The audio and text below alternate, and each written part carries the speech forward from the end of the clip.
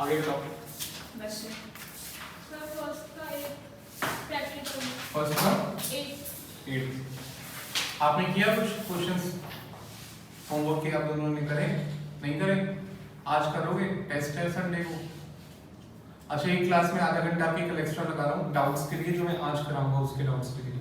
तो आधा घंटा घर पे बोल के आना, लेट आएंगे कल सैटरडे को शाम को अराउंड 4:45 पे 4:50 पे अगर ओवर हो जाती है तो मैं तभी स्टार्ट, तब 5:15 छोड़ दूंगा। अगर सर ने 5 बजे तक पढ़ाया तो 5:30 तक। सर वो पहले वाला सर ये बात कोई इतना लेट आउट की क्लास 12 बजे से 12:30 बजे। पहले वाला कौन सा? अच्छा सुबह वाला कर दें। हां सुबह 12 से 12:30 कर लेते हैं, ठीक है? 12 से 12:30 डाउट क्लास। ठीक है। नहीं सर हम शाम को रुकेंगे। नहीं हां सर शाम को अरे नहीं आते ये बच्चे दूर से आते हैं, कोई बात नहीं। तो मैं सर यही घूमने के लिए जाने के लिए संडे को बुला लो सर।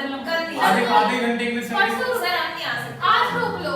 क्या कर रहे हो? कहाँ जा रहे हो? हम कहीं जा रहे हैं, हम नहीं आ कहाँ जा रहे हो? सकते। 12 हम 12:30 ही आएंगे करेगा। कहाँ जा रहे हो? आप ऐसे मत नहीं, करना। पहले बताओ सही कहाँ जा रहे हो?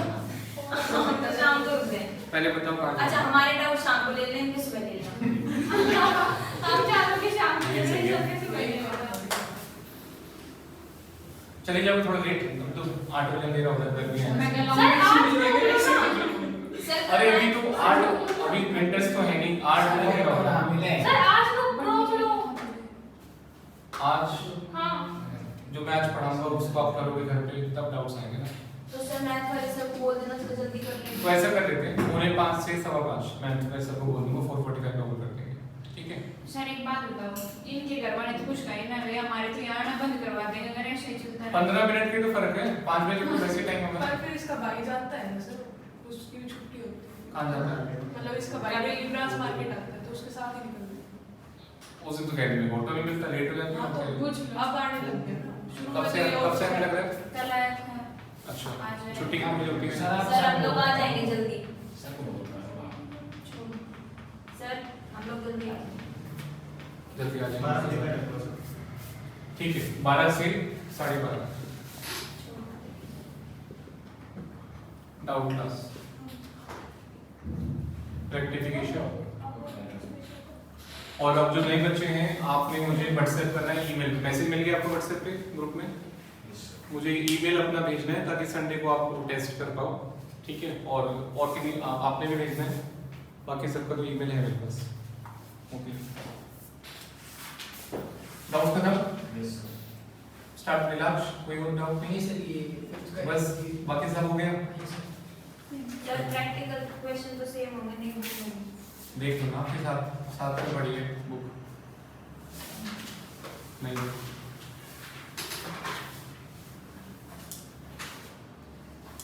प्रैक्टिकल में कौन सा डाउट है? हाँ सेम है सर। प्रैक्टिकल में फर्स्ट है ना, उसका फर्स्ट थर्ड फिफ्थ। तुम ऐसे लिखवा दो हुआ क्या है, ठीक है? फर्स्ट थर्ड 5 6 पक्का? हाँ चलो और सेकंड का फोर्थ और सिक्स में लिख रखा है, फोर्थ और फोर्थ लिख दो। चलो आगे चलते हैं।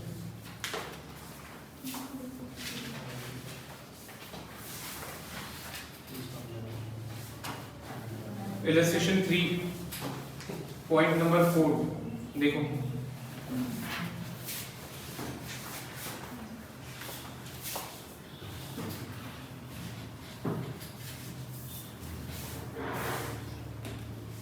थ्री का point 4 amount of 200 due from Asian which had been written on as bad debts in previous year was unexpected recovered and had been posted to personal account of Asian, ठीक है? तो ये इतना बड़ा 2 लाइन में जो बता रखा है मेरे नोट्स में भी है, ये छोटी सी एक लाइन में सेम चीज निकालने एक बार नोट्स में कौन सा पॉइंट है?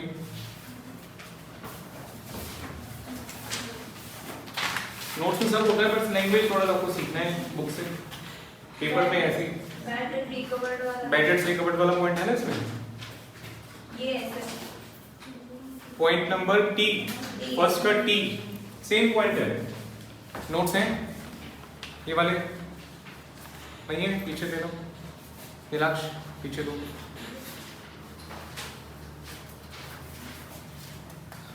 फर्स्ट का point T,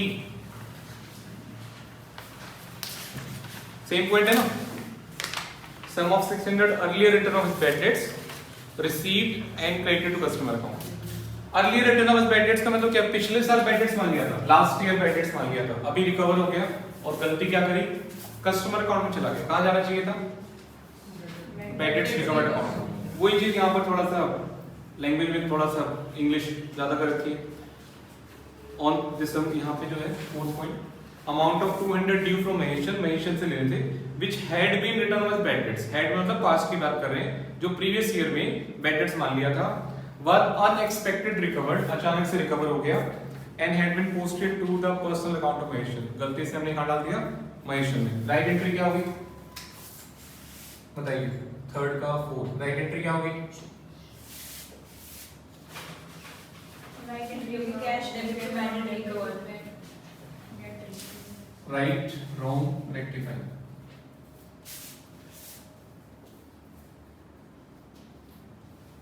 cash to bad debt recovered, cash, छोटा सा अमाउंट है, कैश को ही यूज कर लेते हैं, cash to bad debts recovered, ठीक है। और हमने कर क्या दिया, कैश टू महेशन, रेक्टिफाई क्या होगा, Maheshan to bad debts recovered account, ठीक है, सिंपल है। नेक्स्ट थर्ड का 5, check of 100 received from Manmohan was dishonored and had been posted to debit of sales return account। Manmohan से चेक मिला था 100 रुपए का, डिसऑनर हो गया और उसको हमने गलती से सेल्स रिटर्न अकाउंट में डेबिट कर दिया। राइट एंट्री बताओ, Manohar to BR, Manmohan to BR नहीं, चेक है ये बैंक, चेक आता है तो हम एंट्री करते हैं बैंक टू डेटर, डिसऑनर होगा तो reverse entry debtor to bank, सिखाया था ना, आता है तो बैंक टू डेटर, डिसऑनर होगा तो रिवर्स डेटर टू बैंक, ठीक है। ये राइट एंट्री है। गलती से क्या कर दिया हमने, सेल्स रिटर्न में डेबिट कर दिया टू बैंक। रेक्टिफाइंग क्या होगा, Mohan to sales, Manmohan to sales. Sales return, simple है। आज आपने होमवर्क नहीं किया तो भी ध्यान दो, बहुत सिंपल है, मैं जो करा रहा हूँ समझ में सारा आ जाएगा, कोई दिक्कत वाली बात नहीं है, बहुत सिंपल चीजें हैं, 11th में भी किया हुआ है आपने, ठीक है, सिंपल बेसिक एंट्रीज है। 5 पीछे एक बुक भी दे दो उनको, मॉड्यूल भी दे दो, पढ़ लेंगे बच्चे। आपके पास भी एक है, 2 ही बुक है, पुरानी वाली है वो, सेम ही है, दे दो। दे दी। 5 हो गया, 5th का 1 पॉइंट। सर ये फोर्थ में वो पुरानी वाली में भी सेम और नई वाली में भी सेम है, फिर आपने पार्ट बी क्या दिया था, मतलब A B C D E F था, उसमें से आपने सिर्फ बी दिया था। ना अरे नहीं, ओपनिंग सस्पेंस अकाउंट वाला बोला था मैंने, ओपनिंग का सस्पेंस अकाउंट वाला दिया था, मतलब ये 6 करने, हाँ करने चाहिए, तो उसी का तो डाउट बताया था मैंने, थर्ड वाला। ठीक है, अब लिख लेता हूँ, बताओ। 4th का कौन सा, goods purchase C, 50 have been posted to 4th का सी हो गया, और कोई, सर 4th का सी, बस, ठीक है। 5 4th, चलो 4th पे आते हैं पहले, 4th का C part, goods purchase 250 have been posted to the debit of supplier Gupta and company. 250 रुपए का परचेज किया, राइट एंट्री बताओ बच्चों, purchase debit to Gupta, purchase to Gupta and company, credit, हाँ purchase to credit, purchase to Gupta and company 250 रुपए से, और गलती से हमने क्या कर दिया, गुप्ता कंपनी को डेबिट कर दिया। ध्यान से देखना, ये वाला बहुत अच्छा पॉइंट है, गुप्ता एंड कंपनी को डेबिट कर दिया, ये गलती बता रहा है सिर्फ गुप्ता एंड कंपनी, इसमें गलती नहीं बता रहा, पूरी एंट्री गलती है, तो परचेज को मानेंगे परचेज, ठीक है, गुप्ता एंड कंपनी को क्रेडिट करने की बजाय आपने क्या कर दिया, डेबिट कर दिया, यानी क्रेडिट में कुछ नहीं हुआ, ठीक है ना। गुप्ता एंड कंपनी जो क्रेडिट करना था आपने गलती से डेबिट में पोस्ट कर दिया, एक अकाउंट में गलती है, दोनों में गलती नहीं है। अगर क्वेश्चन किसी के बारे में साइलेंट होता है तो हम मानते हैं वो सही है, बिल्कुल बिल्कुल ओके, ठीक है। तो गुप्ता एंड कंपनी भी यहाँ पे डेबिट हो जाएगा, दोनों डेबिट हो गई, परचेज कुछ के बारे में साइलेंट है, ठीक माना। 2 अब बराबर करने के लिए क्या करेंगे, सस्पेंस, बहुत अच्छा क्वेश्चन है वाला, 2 सस्पेंस 500। अब रेक्टिफाई कैसे होगा, मैथमेटिक्स है, suspense account 2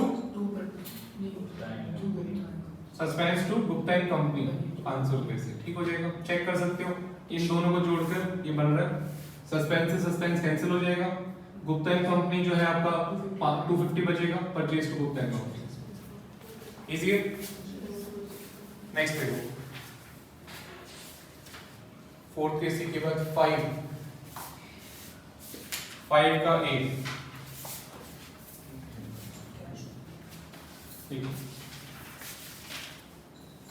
amount of 100 received from D Das but has been omitted to enter in the cash book, record ही नहीं किया कैश बुक में, तो सिंपल तो है, जो राइट है वो रेक्टिफाइंग है। डी दास से पैसा मिला कैश टू डी दास और एंट्री नहीं करी कैश बुक में, तो वही राइट है वो रेक्टिफाइंग है, सिंपल है, कोई खास बात नहीं है। 5 का ई, सर एक बार डी भी बता दो, पहले लिखवा दिया करो ना। 5 का D, 375 paid for wages to workmen for making showcase has been charged to wages account। Showcase क्या होते हैं? फर्नीचर का पार्ट होते हैं।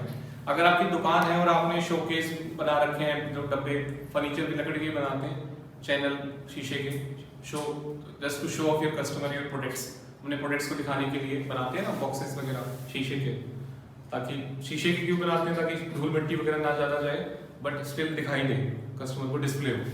तो शोकेस बना रखे हैं आपने, फर्नीचर का ही पार्ट होता है आपकी जो ऑफिस का या शॉप का, तो फर्नीचर अकाउंट डेबिट होना चाहिए। यहाँ पर राइट एंट्री क्या बनती है? फर्नीचर अकाउंट टू कैश, और गलती से हमने क्या कर दिया? Wages to cash. फर्नीचर बनाने के लिए अगर आपने कुछ पैसे दिए वेज वर्कर को, लेबर को, कारपेंटर को, वेजेस मतलब दिहाड़ी होता है, तो कारपेंटर आता है दिहाड़ी पे काम करता है, तो फर्नीचर की कॉस्ट का तो पार्ट बनेगा। अगर आप कारपेंटर को पैसे दे रहे हो तो फर्नीचर की कॉस्ट का ही पार्ट बनेगा ना। फर्नीचर डेबिट होना चाहिए, वेजेस डेबिट नहीं होना चाहिए। वेजेस कब डेबिट होना चाहिए?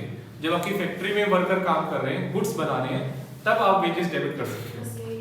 ट्रेडिंग के अंदर वेजेस जो आते हैं कौन से वेजेस होते हैं? जो ट्रेडिंग में वेजेस आते हैं वो वेजेस होते हैं जो फैक्ट्री में आपके वर्कर काम कर रहे हैं, गुड्स बना रहे हैं, एसेट नहीं बना रहे कोई।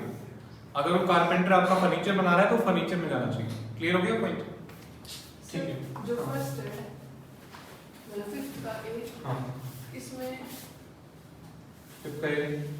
ये बोल रहे हैं कि कैश बुक में एंटर नहीं किया। हाँ, कैश बुक मैंने बताया था, सबसे बड़ा बिजनेस है तो सब्सिडरी बुक्स होती हैं, तो रिकॉर्डिंग ही होती है उसमें। ये एक अकाउंट में गलती नहीं है। Cash book, purchase book, sale book, अगर इसमें एंट्री नहीं हुई मतलब पूरी डबल एंट्री नहीं हुई, इसमें रिकॉर्डिंग करते हैं, पोस्टिंग नहीं करते। तो इसकी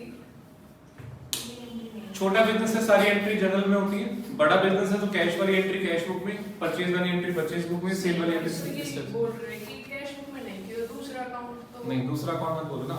अगर जनरल एंट्री नहीं हुई तो दोनों अकाउंट में नहीं गया, लेजर पोस्टिंग दोनों में नहीं गया, रिकॉर्ड ही नहीं किया हमने। जब भी वर्ड आता है रिकॉर्ड ही नहीं किया, जब बुक्स में डालेंगे तो सिर्फ एक ही अकाउंट अफेक्ट, दोनों अकाउंट। अगर बुक्स में आपने एंट्री नहीं करी तो दो अकाउंट अफेक्ट होंगे ना। लेजर में एंट्री नहीं करी, लाइक आप कैश और डी दास, तो कैश में भी नहीं गया और डी दास में भी नहीं गया, रिकॉर्ड ही नहीं किया। जनरल समझ लो, कैश बुक में नहीं डाला मतलब जनरल एंट्री नहीं हुई उसकी, ये समझो। ये इसको ऐसे इसको इस पॉइंट को छोड़ ऐसे बात करते हैं फर्नीचर टू कैश में।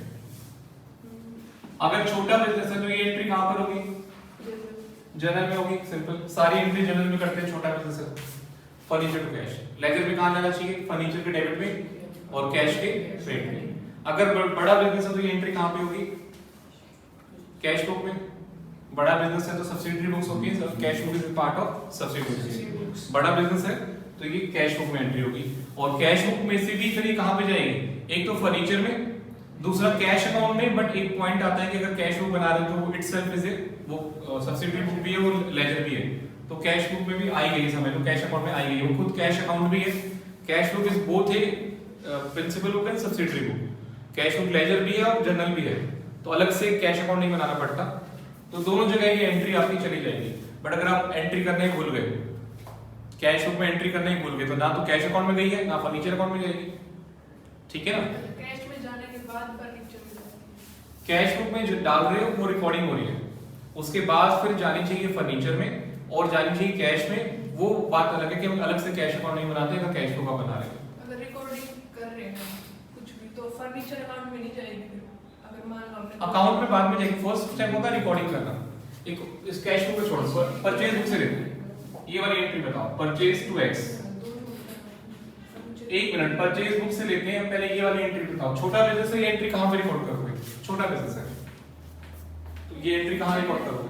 जनरल में करेंगे, सारी एंट्री जनरल में होती है। ये होता है first initial recording, first time. उसके बाद लेजर पोस्टिंग कहां पे जाएगा? परचेज अकाउंट में and x account. Purchase account के डेबिट में जाएगा, एक्स अकाउंट के क्रेडिट में जाएगा। क्लियर? अगर आपने जनरल एंट्री नहीं करी, छोटा बिजनेस है, तो ना तो परचेज अकाउंट में गया होगा ना एक्स अकाउंट में गया होगा। अब बड़ा बिजनेस पे आते हैं, बिजनेस बड़ा हो गया तो ये एंट्री कहां पे होगी? कराया था लास्ट क्लास में, परचेज बुक कराया तो था क्रेडिट परचेज के लिए। अगर बड़ा बिजनेस है तो ये एंट्री कहां पे होगी? परचेज बुक में। और परचेज बुक से भी फिर ये कहां पे जाएगी? लेजर पोस्टिंग कहां करेंगे? परचेज अकाउंट के टोटल का पार्ट बन जाएगा ये। तो एक तो जाएगा परचेज अकाउंट में, लेजर में, और एक एक्स अकाउंट में। Same posting, ledger posting same होती है, चाहे छोटा बिजनेस हो चाहे बड़ा बिजनेस हो। एक मिनट ध्यान दो, बोर्ड पे ध्यान नहीं, बोर्ड पे ध्यान दो। लेजर पोस्टिंग सेम होती है, छोटा बिजनेस हो बड़ा बिजनेस हो, वो सिर्फ इनिशियल रिकॉर्डिंग में डिफरेंस होता है। तो एक मिनट में को पूरा खत्म करने दो। परचेज बुक से लेजर पोस्ट करेंगे तो परचेज अकाउंट में भी जाएगा और एक्स के अकाउंट में भी जाएगा। अगर आपने परचेज बुक में एंट्री करना भूल गए, ये वाली एंट्री डालना ही भूल गए परचेज बुक में, तो ना तो एक्स में गया होगा ना ही परचेज अकाउंट में गया होगा। सेम पॉइंट आप बताओ। फर्नीचर की कोई बुक नहीं बनती, सिर्फ फर्नीचर की बुक नहीं बनती, सिर्फ purchase book, sale book, cash book, BR book, BP, purchase return, sales return, और एक कॉमन बुक है जो एंट्री कहीं नहीं हो सकती, जनरल प्रॉपर में। ठीक है? 5 का डी, 5 का डी पे बता रहा था शोकेस फर्नीचर। तो क्लियर हो गया? ठीक है। 5 का E, purchase of 67 had been posted to trade payable as 60। बहुत बढ़िया पॉइंट है। 5 का ई, ये बच्चे इसको लिखो इंपॉर्टेंट। दिखने में बड़ा छोटा सा क्वेश्चन लगता है बट बड़ा खतरनाक क्वेश्चन है। बच्चे कभी इसकी लैंग्वेज नहीं समझ पाते क्या बोल रहे हैं, आंसर निकालना छोड़ो, क्वेश्चन ही समझ में नहीं आता। ई 5 का ई इंपॉर्टेंट लिखो सब बच्चे। A purchase of 67 had been posted to the trade payable account as 60। तो पहले तो परचेज की एंट्री बताओ। परचेज की एंट्री राइट एंट्री क्या होती है? परचेज टू क्रेडिटर्स कितने रुपए से था? 67। अब गलती क्या हुई है? 67 का परचेज किया था, ट्रेड पेबल में पोस्ट कर दिया 60। ट्रेड पेबल किसको बोल रही है? क्रेडिटर्स। क्रेडिटर्स का दूसरा नाम क्या होता है? Trade payables. उसमें 60 पोस्ट कर दिया, तो टू क्रेडिटर्स में 67 की जगह 60 आ गया। परचेज के बारे में साइलेंट है तो वो सही होगा ना? साइलेंट है तो सही होगा। ये तो नहीं बोल रहा रिकॉर्डिंग कर दी 60। अगर बोलता रिकॉर्डिंग, पूरी एंट्री ही रिकॉर्ड हमने 60 से करी है, तो पूरी एंट्री में 60 से कर देता। रिकॉर्डिंग वर्ड यूज नहीं किया, पोस्टिंग वर्ड यूज किया। जब भी वो वर्ड यूज करता है पोस्टिंग, डेबिटेड या क्रेडिटेड, तो एक अकाउंट में गलती होती है, ये याद रखना। पोस्टेड, डेबिटेड या क्रेडिटेड सिंगल मिस्टेक, और रिकॉर्डेड, एंटर्ड या पास डबल मिस्टेक। रिकॉर्डेड, एंट्री, पास तो डबल मिस्टेक होती है। ठीक है? तो यहाँ पर परचेज बिल्कुल ठीक है 67। टू क्या आ जाएगा? सस्पेंस। कितने से आ जाएगा? 7 से। सस्पेंस टू क्रेडिटर्स 7 से। 5 का F, cheque 200 receive from PC Joshi disorder हो गया, pass to the debit of allowance account. Simple entry है, ये पहले भी एक एग्जांपल में आया था। चेक डिसऑर्डर होता है, एंट्री क्या करते हैं? डेटेड टू बैंक, अभी थोड़ी देर पहले भी कराया था। चेक डिसऑर्डर होता है तो हम एंट्री करते हैं डेटेड टू बैंक, यानी यहाँ पे होना चाहिए पीसी जोशी टू बैंक, और गलती से हमने क्या कर दिया? Allowances to bank. PC Joshi to bank होना चाहिए, हमने कर दिया अलाउंसेस टू बैंक, तो रेक्टिफाई क्या होगा? PC Joshi debit to allowances. ठीक है, ये हो गया। 7 का 4 एक साथ लिखवा दिया करो। 7 का 3rd, sale of 200 made to Mr. Ghanshyam was correctly entered in sale book but wrongly posted to debit of Radheshyam। इसको रफ कर देते हैं।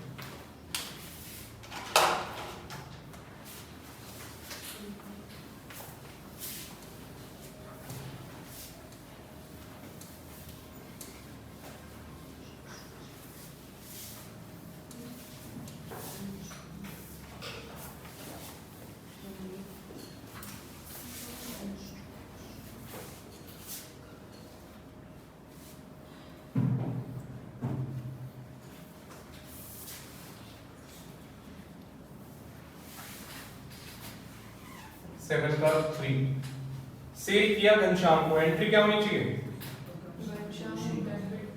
Ghanshyam debit to sales. कितने रुपए से? 200 रुपए से। और हमने गलती क्या कर दी? गलती से हमने राधेश्याम को डेबिट कर दिया, वो 20 रुपए से। 2 गलतियां हो गई। राधेश्याम डेबिट 20। अच्छा, गलती हुई है घनश्याम की, 2 गलतियां हुई है। एक तो घनश्याम की जगह राधेश्याम और दूसरी गलती 200 की जगह 20। सेल के बारे में साइलेंट है तो सही होगा। सेल अकाउंट सही है हमारा, टू सेल 200। सस्पेंस आ जाएगा 180 से बराबर कर देंगे। अब रेक्टिफाई मैथमेटिक्स लगाना है आपको। Ghanshyam 200 to suspense 180 to Radheshyam 20। Simple है। 7 का 4 क्या होगा? बैड डेट्स एग्रीगेटिंग 450, इसको भी लिखो, इंपॉर्टेंट, अच्छा पॉइंट है। 7 का 4 बढ़िया पॉइंट है, इंपॉर्टेंट लिखो।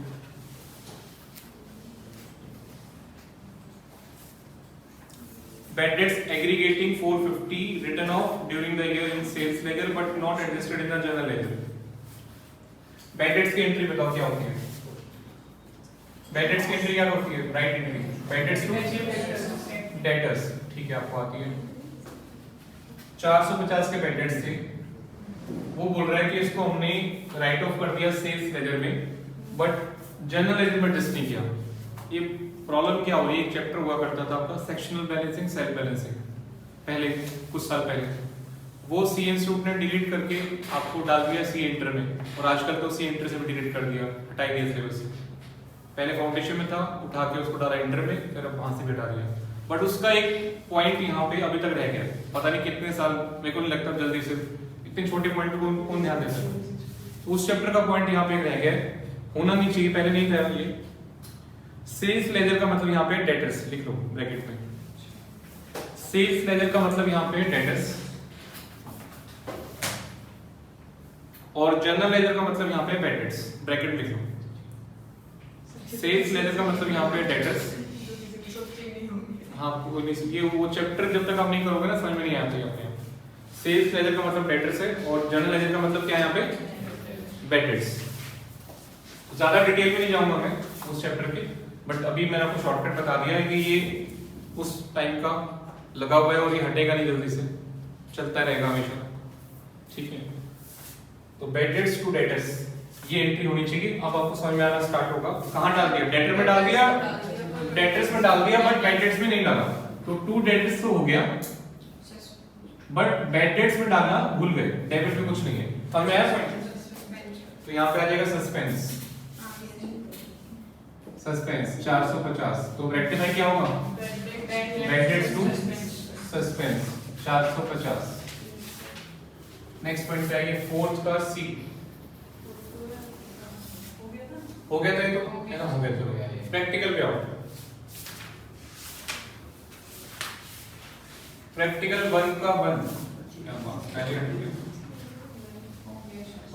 Purchase return day book had been correctly entered and total 6160 but not posted to ledger. Purchase return की एंट्री क्या बताई थी मैंने? Purchase return की एंट्री purchase return 6160। अब ये बोल रहे हैं परचेज रिटर्न बुक का जो टोटल है, टोटल वो लेजर में पोस्ट नहीं किया। तो परचेज रिटर्न का जो टोटल कहां जाना चाहिए था? क्रेडिटर्स में या परचेज रिटर्न में? परचेज रिटर्न में, क्रेडिटर में तो अलग अलग जाता है, बताया था लास्ट क्लास में। अगर आप मान लो परचेज रिटर्न 3 पर्सन को कर रहे हो, एक्स वाई जेड को, डमी एग्जांपल ले रहा हूं। एक्स को आपने रिटर्न करा 200 का, वाई को रिटर्न करा 300 का, और जेड को रिटर्न करा 500 का। टोटल कितना हुआ? 1000 रुपए का टोटल जाएगा परचेज रिटर्न अकाउंट में, और एक्स वाई जेड में तो अलग अलग जाएगा ना, सेपरेट जाएगा 200 300 500। तो टोटल तो एक ही जगह पे जाता है परचेज रिटर्न अकाउंट में।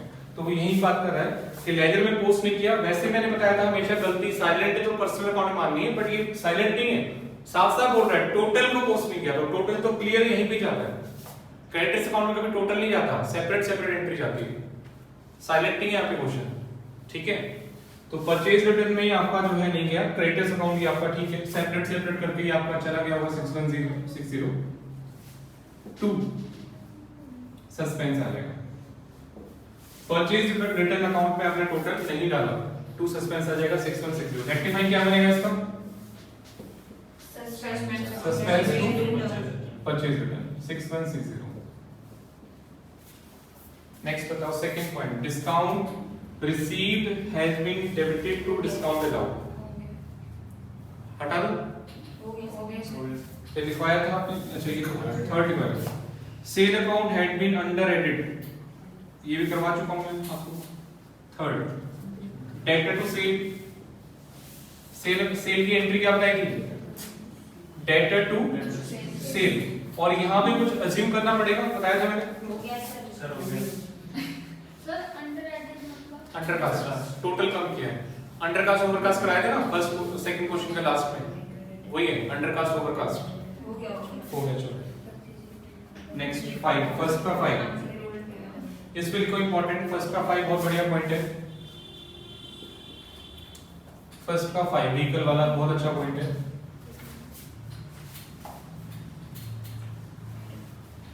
होमवर्क सिर्फ वही करना है जो मैंने दिया है। कई बच्चों की आदत होती है सर कुछ भी लिखवाते रहे, हम तो करेंगे 1 2 3 4 5 6 होमवर्क में। तो काफी सारे ऐसे क्वेश्चंस होते हैं जो भी क्लास में मैंने डिस्कस ही नहीं करे, कुछ क्योंकि पॉइंट से डिस्कस नहीं करे। तो जो स्पेसिफिक मैं होमवर्क देता हूँ वही करके आना है आपने, ठीक है? क्या आज मैं कराऊंगा ना आगे कुछ जो टॉपिक छूटा हुआ था, तभी मैंने सिलेक्टिव होमवर्क दिया था, पूरा का पूरा चैप्टर होमवर्क में नहीं दिया, ठीक है? ऐसा वही करना है। फर्स्ट का 5 व्हीकल बॉट 7000 4 इयर्स अगो, 4 साल पहले एक व्हीकल गाड़ी खरीदी थी आपने, डेप्रिशिएटेड टू 1200, 1200 रुपए तक डेप्रिशिएट हो गया, सेल कर दिया 1500 में, but no entry other than bank had been passed to the books. Bank के अलावा कोई एंट्री हुई नहीं।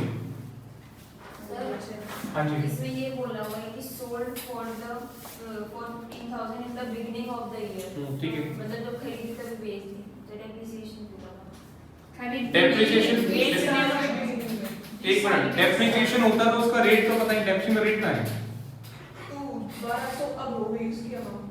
ये बता रहा हूँ आपको। 1500 की। देखो 7000 का आपने खरीदा था, ये थी कॉस्ट, और माइनस डेप्रिसिएशन 4 साल का डेप्रिसिएशन माइनस करते गए, तो यहाँ पे उसकी बुक वैल्यू दे रखी है आपको 1200, और ये सेल कर दिया 1500 में। तो अब जब सेल करेंगे तो आपके काम का क्या है? प्रॉफिट निकालोगे तो 7000 से निकालोगे 1200 से निकालोगे? 1200 से। 1200 से। यानी 7000 क्यों दे रखा है? कंफ्यूज करने के लिए, जस्ट ओनली टू कंफ्यूज, और कोई काम नहीं है 7000 का। प्रॉफिट निकालेंगे 1200 का बिका 1500 में, 300 का प्रॉफिट ऑन सेल है।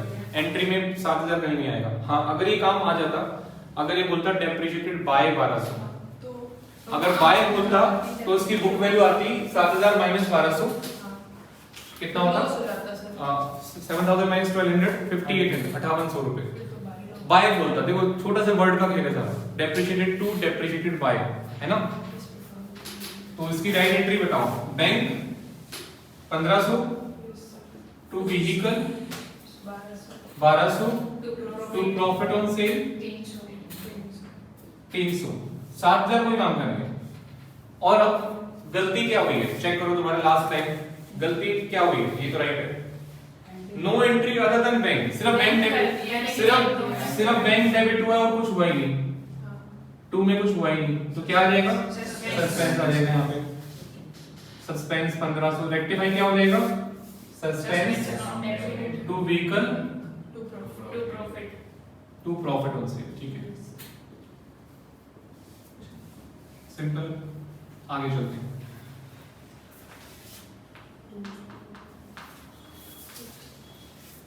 फर्स्ट का 7 6 ओके, फर्स्ट का 6 accrual of 560 for telephone completed omitted, जो राइट है वही रेक्टिफाइंग है, रॉन्ग में कुछ नहीं हुआ। कंप्लीट ओमिशन में तो बहुत आसान काम है, राइट एंट्री आनी चाहिए, वही रेक्टिफाइंग है, ठीक है? एक्रूअल टेलीफोन चार्ज का एक्रूअल क्या बोल रहा है? आउटस्टैंडिंग की बात कर रहा है।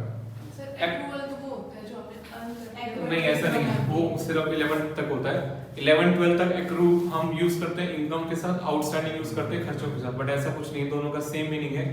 एक्रू और आउटस्टैंडिंग दोनों वर्ड सुन लो अभी मैं बोल रहा हूँ। तो आउटस्टैंडिंग सैलरी को हम एक्रूड सैलरी बोल सकते हैं और आउटस्टैंडिंग इंटरेस्ट को हम एक्रूड इंटरेस्ट भी बोल सकते हैं। चाहे खर्चा भी है चाहे इनकम भी, दोनों के साथ वर्ड हम यूज कर सकते हैं, एक्रूड भी और आउटस्टैंडिंग भी। ठीक है, सीए में आप आगे थोड़ा सा लेवल अप हो गया आपका। अब ऐसा नहीं है एक्रूड का मतलब इनकम होगा। तो टेलीफोन चार्जेस आउटस्टैंडिंग था, उसको एंट्री नहीं करा। राइट एंट्री क्या होती है? Telephone expense, telephone debit to outstanding telephone, telephone expense account debit to outstanding telephone expense. Simple, यही कर देंगे। ओके, आगे चलो। 7 बैड डेट्स, ये खतरनाक पॉइंट है यार। Bad debts of 15 16 not been return off provision put out debt should have been maintained 10%। इसमें ऊपर वाली एंट्रीज भी काम आएंगी। चलो मैं कराऊंगा बाद में, आगे चलते हैं। 8 पॉइंट पे आइए। Tools bought, first right, tools bought for 1200 inadvertently, मतलब इसका मतलब गलती से, बाय मिस्टेक, इनएडवर्टेंटली, क्या बोलेंगे इसको? गलती से, बाय मिस्टेक परचेज में डेबिट हो गया। ठीक है, टूल्स खरीदे आपने 1200 के और बाय मिस्टेक परचेज में डेबिट हो गया। डेबिट होना किसमें चाहिए था? टूल्स अगर आप खरीदते हैं तो डेबिट क्या होना चाहिए? लूज टूल्स सुना नहीं आपने? लूज टूल्स सुना है ना? This your asset, loose tools आपके एसेट होते हैं। तो लूज टूल्स डेबिट होना चाहिए था, गलती से आपने परचेज डेबिट कर दिया। रेक्टिफाई क्या बनेगा? Loose tool debit to purchase. Right entry क्या होती है? लूज टूल्स टू कैश या बैंक, कैश लगा लो 1200 रुपए। Loose tools debit to cash. Wrong entry में क्या हो गया? Purchase debit to cash. Rectify क्या हो जाएगा? Loose tools to purchase. ठीक है, ये हो गया आपका। सेकंड क्वेश्चन का सेकंड पे आओ। सेल अकाउंट का टोटल शॉर्ट हो गया, कराया था मैंने अंडरकास्ट। सेल अकाउंट का टोटल शॉर्ट हो गया 100 रुपए से, तो मतलब सेल बुक आपकी अंडरकास्ट हो गई। तो एक अज्यूम करना पड़ेगा पहले तो, डेटर टू सेल अज्यूम करना पड़ेगा, मान लो 5000, फिर उसको कम कर देना। याद आ गया? आगे चले प्रवेशिका, दोबारा करो। चलो दोबारा करो।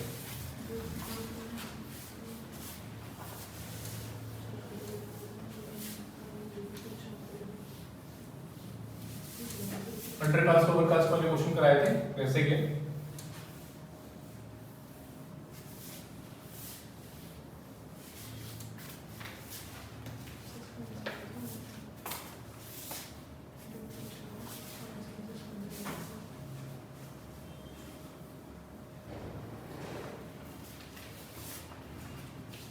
सेल अकाउंट का टोटल एंट्री क्या होती है? Debtor to sale. अब यहाँ पे अज्यूम करना पड़ेगा, कुछ भी अज्यूम कर लो, मान लो 5000 और टोटल कम हो गया सेल अकाउंट का, तो ये सेल आपका 4900 हो गया।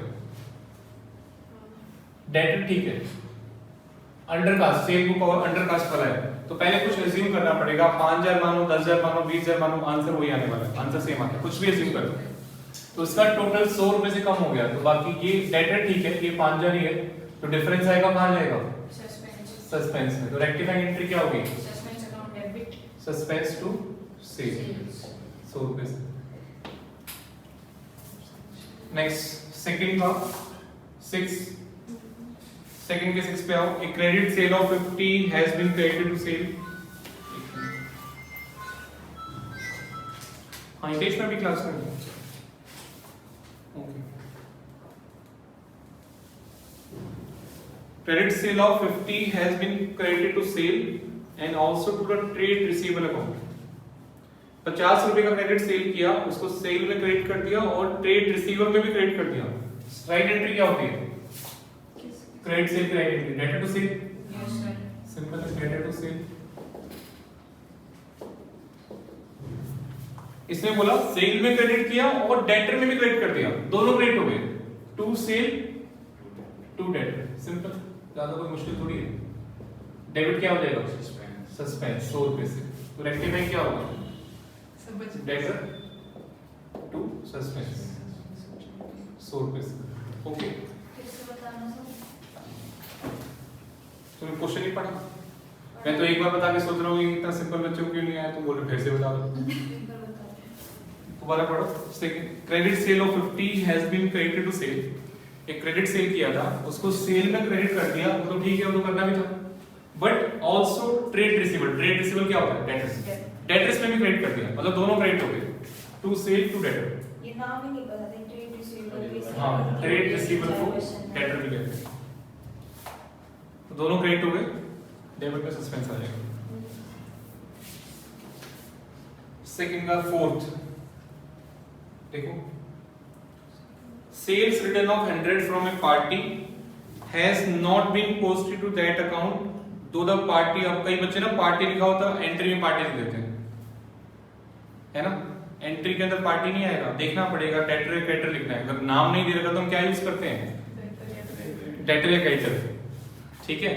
यहाँ पार्टी हो रही है, वो नहीं करना, ये मैं हूँ, ये गाड़ी है, ये पार्टी हो रही है हमारी।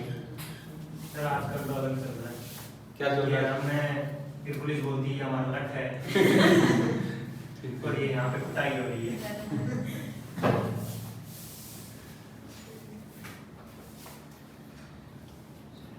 Sales return of 100 from a party, right entry बताओ। सेल्स रिटर्न टू डेटर्स होगा ना, रिटर्न किससे आता है? डेटर्स से आता है, 100 रुपए का। क्या बोला? Has been posted to that account, मतलब दैट अकाउंट किसकी बात कर रहा है? सेल्स रिटर्न अकाउंट की बात कर रहा है।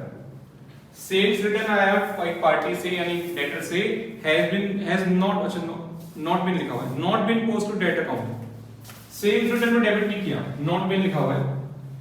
दो द जो है party account has been credited, मतलब डेटर में चला गया, डेटर अकाउंट में चला गया, पार्टी अकाउंट में चला गया, बट सेल्स रिटर्न अकाउंट में पोस्ट नहीं किया, has not been posted to that account. Sales return account में पोस्ट नहीं किया, पार्टी में चला गया, डेटर में चला गया, सस्पेंस आ जाएगा।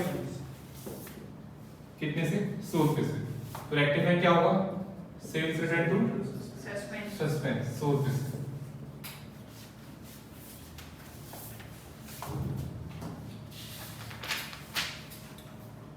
अच्छा, फर्स्ट का 7th पॉइंट थोड़ा टेक्निकल है, ठीक है? बताऊं नहीं बताऊं नहीं?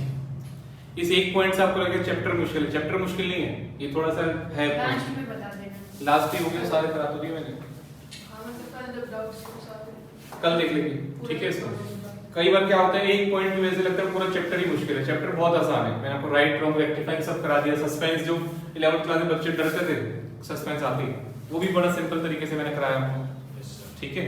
तो इसको अपना पूरा कर दो अच्छे से, एंट्री नहीं होती थी ना, वहां सस्पेंस डाल देते। ठीक है? तो अपना इसको अच्छे से करो पूरा चैप्टर, एक कल देख लेंगे इसको, फर्स्ट का जो 7th पॉइंट है। एक आध पॉइंट में इनको एक बार जानकर मैं छोड़ देता हूँ, लाइक बिल ऑफ एक्सचेंज। अब पूरा चैप्टर आसान है, बट मैंने वो डिस्काउंट वाला पॉइंट जान करके छोड़ दिया था। अकोमोडेशन बिल का कराया था ना लास्ट क्लास में, 200 रुपए वो कहाँ से आया? क्योंकि पता है मुझे कि ये पॉइंट अगर पहले बता दिया बच्चों को लगेगा चैप्टर ही बहुत मुश्किल है। पूरा चैप्टर मुश्किल नहीं होता, एक आध पॉइंट कोई मुश्किल होता है बस, ठीक है?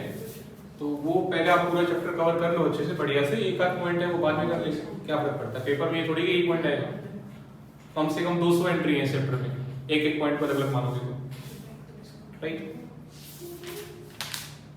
सर कौन सा डिस्काउंट वाला पॉइंट है? जो अकोमोडेशन बिल का जो अमाउंट ड्यू था वो भी ऐड करना पड़ता है, अच्छा हाँ। वो पॉइंट की बात कर रहा हूँ, ठीक है? बच्चों के सबके मैसेज आ रहे हैं, सर आपने ये नहीं कराया, इतना मुश्किल पॉइंट इतना पेपर में तो नहीं आएगा, टेस्ट में तो नहीं आएगा। अगर ठंड रखो, टेस्ट में नहीं डाल रहा मैं, कर दो।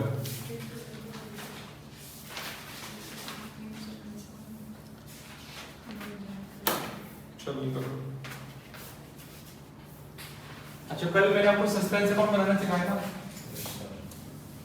बन गया आपका? हो गया सबका suspense account?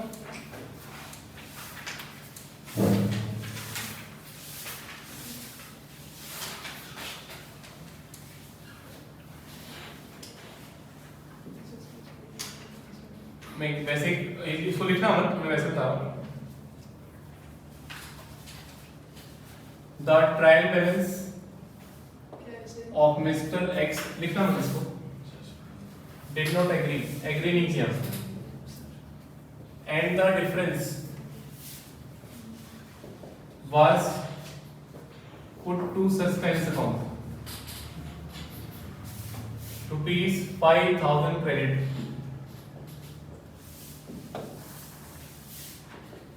Following errors were discovered. कुछ ये एरर्स हुए, ये कुछ क्वेश्चन में एरर्स दिए होंगे और बोलेगा pass rectify entry and prepare suspense account solution. मैं वैसे ही डमी एग्जांपल बना दिया। मान लो पहली आपकी एंट्री है suspense account debit to debtor account 4000। दूसरी एंट्री आपकी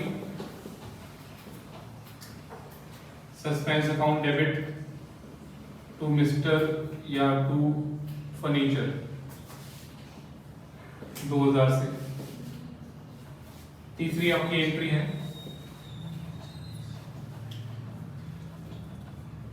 यहां पे क्रेडिटर टू सस्पेंस 1000 रुपए से। ठीक है, तो ये क्वेश्चन ऐसे ही कुछ होता है, आपने होमवर्क करे होंगे, ऐसे क्वेश्चन होते हैं। ट्रायल बैलेंस का डिफरेंस आया, डिफरेंस हमने डाल दिया सस्पेंस में और कुछ आपको पॉइंट्स बताएगा, पॉइंट 1 2 3 और आपको बोलेगा रेक्टिफाइंग एंट्री पास करो और सस्पेंस अकाउंट बनाओ। पिछली क्लास में बताया था, मैं उसको रिपीट कर रहा हूं।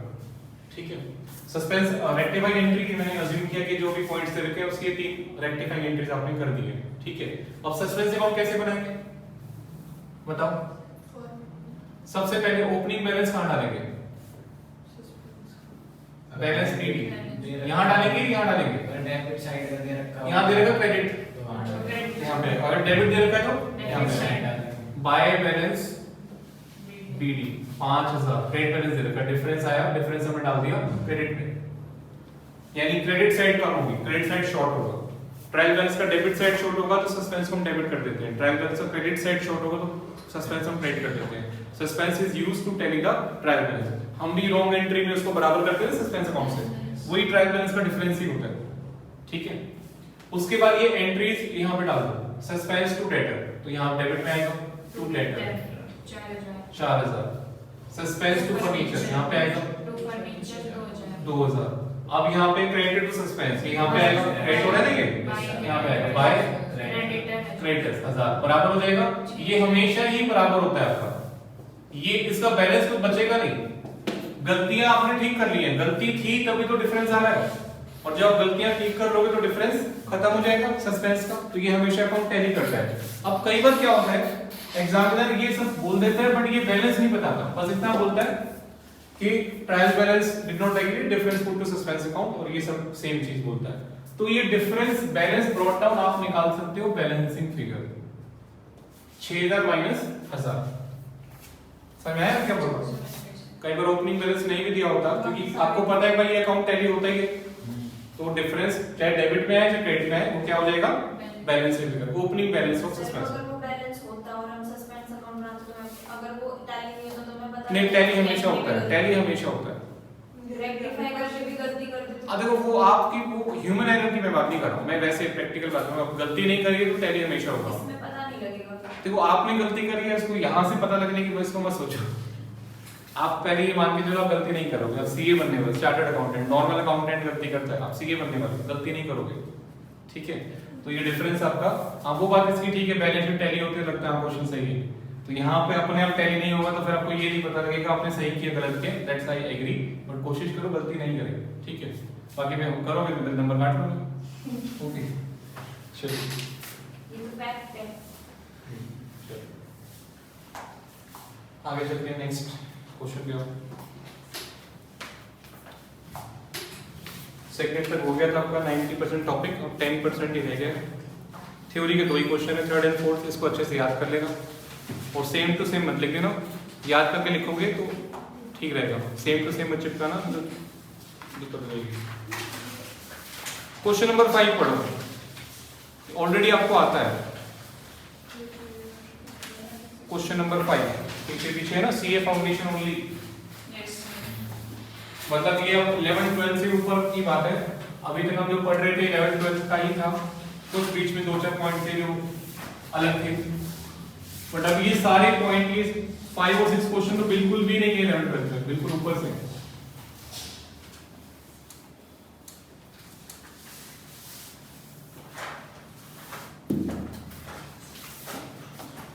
क्वेश्चन नंबर 5,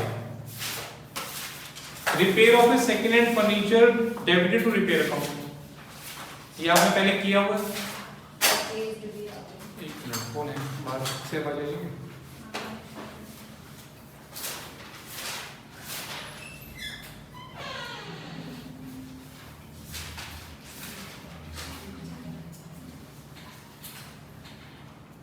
और भी ले गया।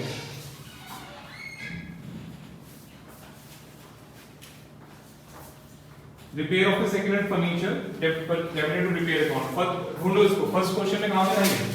टिक करो।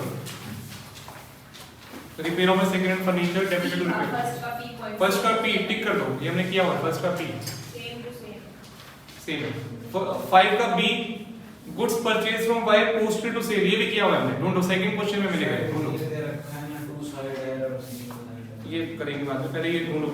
5 का बी ढूंढो, गुड्स सेकंड क्वेश्चन में मिलेगा। Goods purchase from Y posted to sale. हाँ, सेकंड का एल, सेकंड का एल देखो सेम है, मिल गया। सेकंड का L, purchase from Y posted to sale. Question तो वही है, बट करने का तरीका थोड़ा बदल रहा है। यहाँ पे क्या पूछ रहे हैं आपसे? पास necessary rectification entries when rectification is done before trial balance, after trial balance, before final accounts and after final accounts. Stages of rectification का टॉपिक आ गया। आप रेक्टिफाई कब करते हो? देखो, मान लो आपने कोई गलती करी अप्रैल में, ठीक है, या आपने कोई गलती करी है मई के अंदर। साल आपका होता है 1 अप्रैल से 31 मार्च। आपने गलती कर दी यहाँ पे, मई के अंदर कोई मिस्टेक कर दी, एरर। इसको रेक्टिफाई कब कर सकते हो? मई के अंदर भी कर सकते हो, गलती करते ही पता लग गया उसी दिन भी आप सेम डे भी रेक्टिफाई कर सकते हो। जून में कर सकते हो, जुलाई में भी कर सकते हो, 31 मार्च तक भी कर सकते हो। और आपको पता है बैलेंस शीट बनने में बहुत टाइम लगता है। ऐसा नहीं कि 31 मार्च को ही हम शटर डाउन कर देंगे अपनी फैक्ट्री का और बोलेंगे आज ही बनाओ ट्रायल बैलेंस, आज ही ट्रेडिंग प्रॉफिट बैलेंस शीट, तो कल को पता नहीं क्या होगा, तूफान आ जाएगा। ऐसा नहीं होता। हम बैलेंस शीट बनाते हैं एज ऑन 31 मार्च, बट बनाते बनाते 3-4 महीने निकल जाते हैं। पहले ट्रायल बैलेंस बनाते हैं, टैली नहीं करता, रेक्टिफाई एंट्रीज पास करते हैं, फिर ट्रेडिंग प्रॉफिट्स बनाते हैं, बैलेंस शीट बनाते हैं, फिर सीए को बुलाते हैं ऑडिट कराने के लिए। कंपनी की बात कर रहा हूँ मैं, एज्यूम करूंगा आप बड़े बिजनेस को डील करोगे, छोटे मोटे बिजनेस को डील नहीं करोगे, तो फिर सीए बुलाते हैं, ऑडिट करता है। तो फाइन बैलेंस शीट फाइनलाइज होते होते, ऑडिट होते होते 4-5 महीने, सितंबर हो जाता है। डेट वही होती है, ट्रेडिंग एंड प्रॉफिट बनेगा for the year 31 March, for the year ending 31 March, और बैलेंस शीट बनेगी as on date, as on 31 March. But बनाते बनाते 3-4-5 महीने लग जाते हैं फाइनल होते होते। तो ऐसा नहीं कि उसी दिन आपको बनानी है, एज उस दिन की बनाते हैं, उस दिन पर नहीं बनाते। समझ में आया डिफरेंस? तो अगर मई वाली गलती आप ठीक कर रहे हो, जून, जुलाई, अगस्त, सितंबर, मार्च, अप्रैल, मई, मैं अज्यूम कर रहा हूं कि सितंबर में जाके बैलेंस शीट फाइनल हो गई। यहां पर बैलेंस शीट फाइनल हो गई, सीए ने ऑडिट भी कर दिया, सब काम कर दिया, बैलेंस शीट फाइनल हो गई। ये वाली लास्ट ईयर वाली सब कुछ हो गया, trading profit balance sheet, audited balance sheet final हो गई। तो अगर आप इससे पहले यहां पर बीच में कहीं आपने बना दिया ट्रायल बैलेंस, ये वाली गलती आप यहां तक भी ठीक करो, this is first stage before trial balance. ठीक है, मई वाली गलती जून, जुलाई, अगस्त, सितंबर, मार्च, आगे भी अप्रैल, मई, जून, नेक्स्ट ईयर की भी अप्रैल, मई, जून में भी गलती ठीक कर सकते हो लास्ट ईयर की। But trial provided trial balance अभी नहीं बना, ट्रायल बैलेंस अभी आपने नहीं बनाया, तो फर्स्ट स्टेज है। और ट्रायल बैलेंस बनने के बाद फाइनल अकाउंट बनने से पहले, बैलेंस शीट फाइनल होने से पहले अगर आप ठीक करते हो तो क्या होती है? Second stage. और अगर आपने बैलेंस शीट एक बना दी, गवर्नमेंट डिपार्टमेंट में सबमिट कर दी, उसके बाद गलती अगर आपको पता लगती है तब आप उसको ठीक कर रहे हो, उसके बाद इन फ्यूचर कभी भी गलती ठीक करते हो तो क्या होगा? Third stage. ठीक है, तो मई वाली गलती, जून वाली गलती, कोई भी गलती आपने मई में करी है, जून में करी है, वो आप सेम ईयर में भी ठीक कर सकते हो। जून, जुलाई, अगस्त, सितंबर, मार्च तक भी ठीक कर सकते हो। मार्च के बाद भी टाइम होता है, उसी दिन आपको कोई ऐसा नहीं कि ट्रायल बैलेंस उसी दिन बनाना है, उस दिन का बनाना है, बट सेम डे नहीं बनाना होता। ट्रायल बैलेंस 31 मार्च का मई, जून, जुलाई आगे बनता रहता है। ठीक है, तो फर्स्ट स्टेज है बिफोर ट्रायल बैलेंस आप गलती ठीक कर रहे हो, सेकंड स्टेज है after trial balance and before final accounts, before trading. ये सारी बैलेंस शीट फाइनल का मतलब ट्रेडिंग प्रॉफिट बैलेंस शीट तीनों बन गया, ऑडिट भी हो गया, सब कुछ हो गया और गवर्नमेंट डिपार्टमेंट को सबमिट कर दिया, इनकम टैक्स में, आरओसी में। अब एक बार आपने सबमिट कर दिया वापस नहीं मंगवा सकते, आप ये नहीं बोल सकते लाओ जी वापस करो, गलती हो गई दोबारा बदलेंगे। तो उसको फिर रेक्टिफाई करने का तरीका थोड़ा अलग होता है। अगर आप थर्ड स्टेज में आते हो, अगले साल गलती ठीक कर रहे हो, मतलब इसके बाद जाकर आप गलती ठीक कर रहे हो दिसंबर में, या 3-4 साल के बाद भी ठीक कर रहे हो, 4 साल के बाद ठीक कर रहे हो कि 4 साल पहले हमने गलती करी, थर्ड स्टेज है। इसके बाद जो भी होगा थर्ड स्टेज है, ऐसे हो जाता है। हाँ हो जाता है, रेक्टिफाई कर सकते हो। क्या एंट्री करेंगे मैं सिखाने वाला हूँ। तो अभी तक जो आपने इतने सारे क्वेश्चन करे, कौन सी स्टेज थी? अभी तक मैंने आपको 2 क्लास में बता चुका हूं, उसमें मैंने सिर्फ सिखाया था राइट रॉन्ग रेक्टिफाइंग। स्टेज तो मैंने बताई नहीं आपको पहले कभी, बस मैंने आपको सिखाया राइट रॉन्ग रेक्टिफाइंग, मैथमेटिक्स सिखा दिया। कौन सी स्टेज में कर रहे थे? फर्स्ट में, सेकंड में, थर्ड में? फर्स्ट में, सेकंड में, थर्ड में? सेकंड की भी थी सर। अभी तक जो आप कर रहे थे वो सेकंड स्टेज थी, ठीक है। जितने भी क्वेश्चन थे वो आपके स्टेज के थे सारे के सारे। अब आपको ये सीखना है कि अगर सेम गलती फर्स्ट स्टेज में होती है ट्रायल बैलेंस से पहले, तो क्या एंट्री करेंगे, और सेम गलती अगर थर्ड स्टेज में होती है तो क्या एंट्री करेंगे। समझ में आया जो मैं कराने वाला हूं? ठीक है। फर्स्ट स्टेज में ट्रायल बैलेंस से पहले क्या एंट्री होगी, और ट्रायल बैलेंस के फाइनल अकाउंट्स के बाद, बैलेंस शीट के बाद, अभी इस स्टेज में थे, after trial balance before final accounts. तो ये आपको सीखना है। क्वेश्चन नोट कर लो, फिर मैं समझाने दूंगा। सॉल्यूशन नोट कर लो।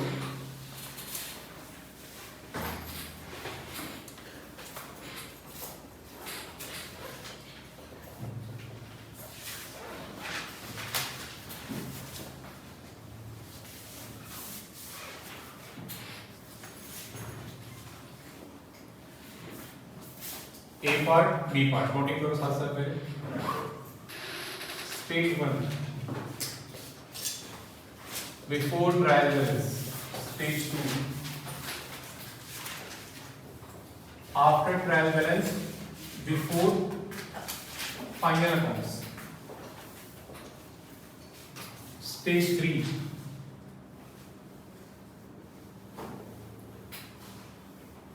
आफ्टर फाइनल अकाउंट्स, यानी नेक्स्ट ईयर, अगले साल आप गलती ठीक कर रहे हो।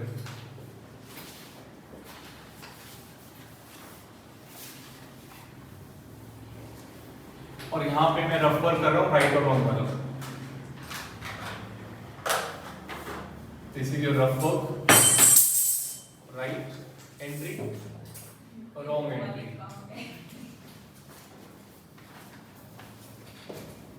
जैसे मैंने बनाया, अब एक काम करो, इसको कॉपी को टेढ़ा कर लो, सीधे में इतना हो नहीं पाएगा।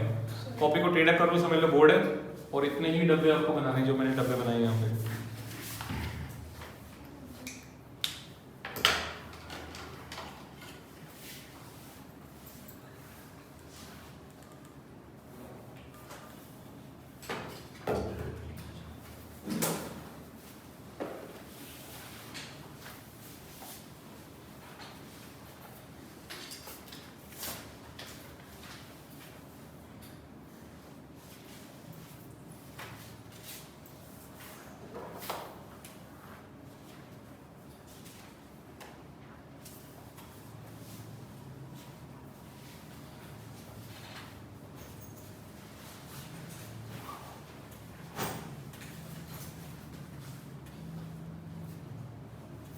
रफ वर्क राइट रॉन्ग, ये हमने पहले भी किया था।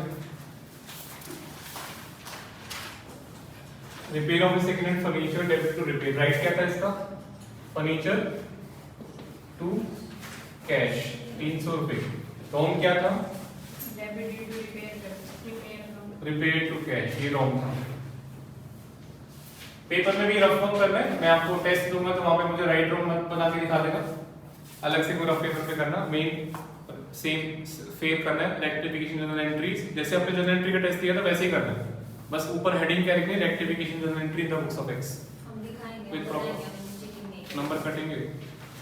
रफ वर्क में दिखाना होता है एग्जामिनर को, बिल्कुल भी।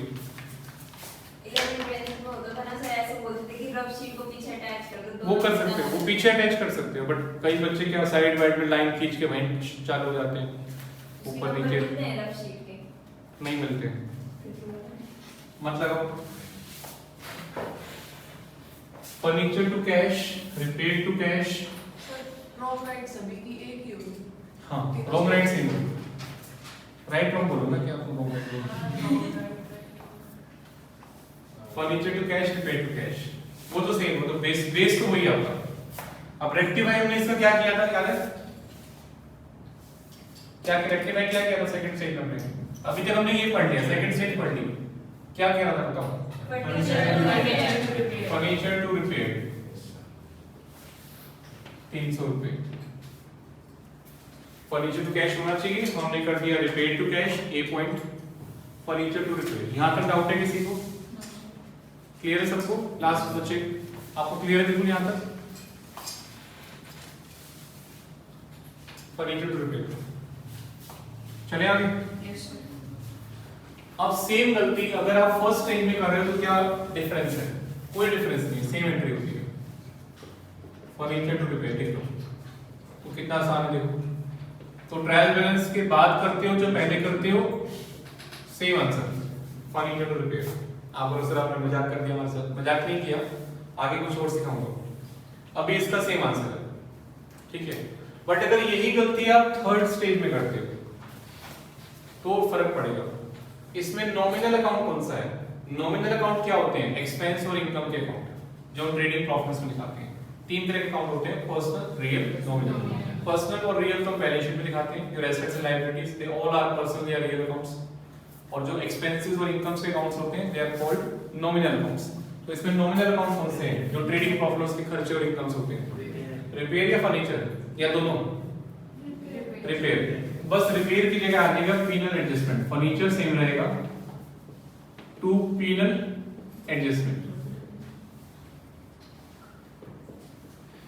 यानी अगर वो आपसे थर्ड स्टेज की एंट्री पूछ रहा है कि भाई prepare the what will the rectification entry next trading period, books of, इसमें लिखी कैसे पता लगेगा? क्वेश्चन में स्टार्टिंग में लिखा होगा books of mister X has been closed, mister X की बुक्स क्लोज हो गई, मतलब फाइनल अकाउंट बन चुके हैं। In next year the following errors were discovered, books बंद हो गई 31 मार्च की, नेक्स्ट ईयर ये गलतियां पता लगी है, रेक्टिफाई द फॉलोइंग एरर्स। तो थर्ड स्टेज होगी ना, एक बार बुक्स क्लोज हो गई उसके बाद आप रेक्टिफाई कर रहे हैं, थर्ड स्टेज है। तो नॉमिनल अकाउंट की जगह हम क्या करेंगे? पीनल एडजस्टमेंट करेंगे। अब कई बच्चों को डाउट है सर दोनों ही नॉमिनल हो तो हो सकता है, बिल्कुल सैलरी टू रिपेयर कुछ भी हो सकता है। अगर दोनों ही नॉमिनल है तो एडजस्टमेंट टू एडजस्टमेंट जीरो, कोई एंट्री करने की जरूरत नहीं है। दोनों ही नॉमिनल है तो कोई एंट्री नहीं, अगर दोनों ही नॉमिनल है तो कोई एंट्री नहीं होगी, एडजस्टमेंट टू एडजस्टमेंट हो जाता है, ठीक है ना। दोनों रियल है तो भी तो सेम एंट्री होगी। अच्छा डाउट है, अगर दोनों रियल है, फर्नीचर टू कैश है मान लो, फर्नी तो सेम एंट्री हो जाएगी, फर्नीचर टू कैश, और पर्सनल हाँ सेम एंट्री हो जाएगी। नॉमिनल की जगह ही आएगा एडजस्टमेंट, बस। ठीक है, अदरवाइज सेम एंट्री होगी। मान लो अगर रेक्टिफाइंग एंट्री आपकी है फर्नीचर टू कैश, तो तीनों में सेम होगी, यहाँ भी फर्नीचर टू कैश, यहाँ भी फर्नीचर टू कैश, यहाँ भी furniture to cash. Nominal account कोई है तो उसकी जगह एडजस्टमेंट आता है। क्लियर हो गया? अब अगली एंट्री पे आओ, goods purchase from Y posted to sale, इसका राइट क्या था?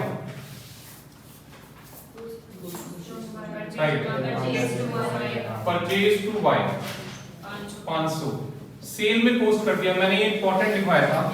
क्यों लिखवाया था? सामने आपको बोर्ड पे, यहाँ बच्चे करते हैं परचेज टू सेल रॉन्ग में, ये गलत है, ये सही नहीं है, मतलब रॉन्ग एंट्री भी रॉन्ग बनाते हैं,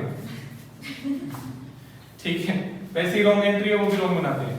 goods purchase from Y posted to sale, Y की जगह सेल नहीं हुआ, परचेज की जगह सेल हुआ है, तो यहाँ पे टू सेल टू वाई ये करता है, this is the wrong entry, ये रॉन्ग है। गुड्स दोबारा से पढ़ो, goods purchase from Y posted to sale, Y से परचेज किया सेल में पोस्ट कर दिया, परचेज की जगह सेल हो गया, गलती होती है, एक्स की जगह वाई, वाई की जगह जेड गया, परचेज की जगह सेल, ऐसी गलतियां होती हैं, ठीक है ना। तो परचेज को डेबिट करने की जगह सेल में डाल दिया, परचेज बुक की जगह से सेल बुक में डाल दिया, सेल अकाउंट में डाल दिया, टू वाई सेम है, डेबिट क्या होगा? सस्पेंस। तभी मैंने आपको इसको इंपॉर्टेंट लिखवाया था, यहाँ बच्चे गलतियां बहुत करते हैं इस वाली एंट्री में, 1000 ये आपका रॉन्ग एंट्री है। Right entry purchase to Y, wrong entry suspense to sale to Y. Clear है यहाँ पे? इसका रेक्टिफाई क्या करा था हमने स्टेज 2 में? Sales to suspense, purchase sales to suspense, ये किया था हमने, purchase 500, sale 500 to suspense 1000। Y ठीक है, वाई में कोई गलती नहीं है, वाई क्रेडिट होना चाहिए, वाई क्रेडिट 500 से है। याद आया? एक बार आंसर देखो सब बच्चे अपना। क्वेश्चन सेकंड का के एल पार्ट देख लो एक बार आंसर, ठीक है चेक करो पीछे से। रोहन नीलाक्ष पीछे चेक करो अपना एल का आंसर, सेकंड क्वेश्चन एल का आंसर ये लिखा है राइट नो राइट।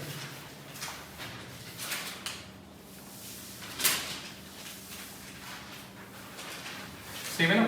यस अब अगर ये मिस्टेक थर्ड स्टेज में होती है, इसमें नॉमिनल क्या है? अगर यही गलती सेकंड स्टेज में होती है तो ठीक है।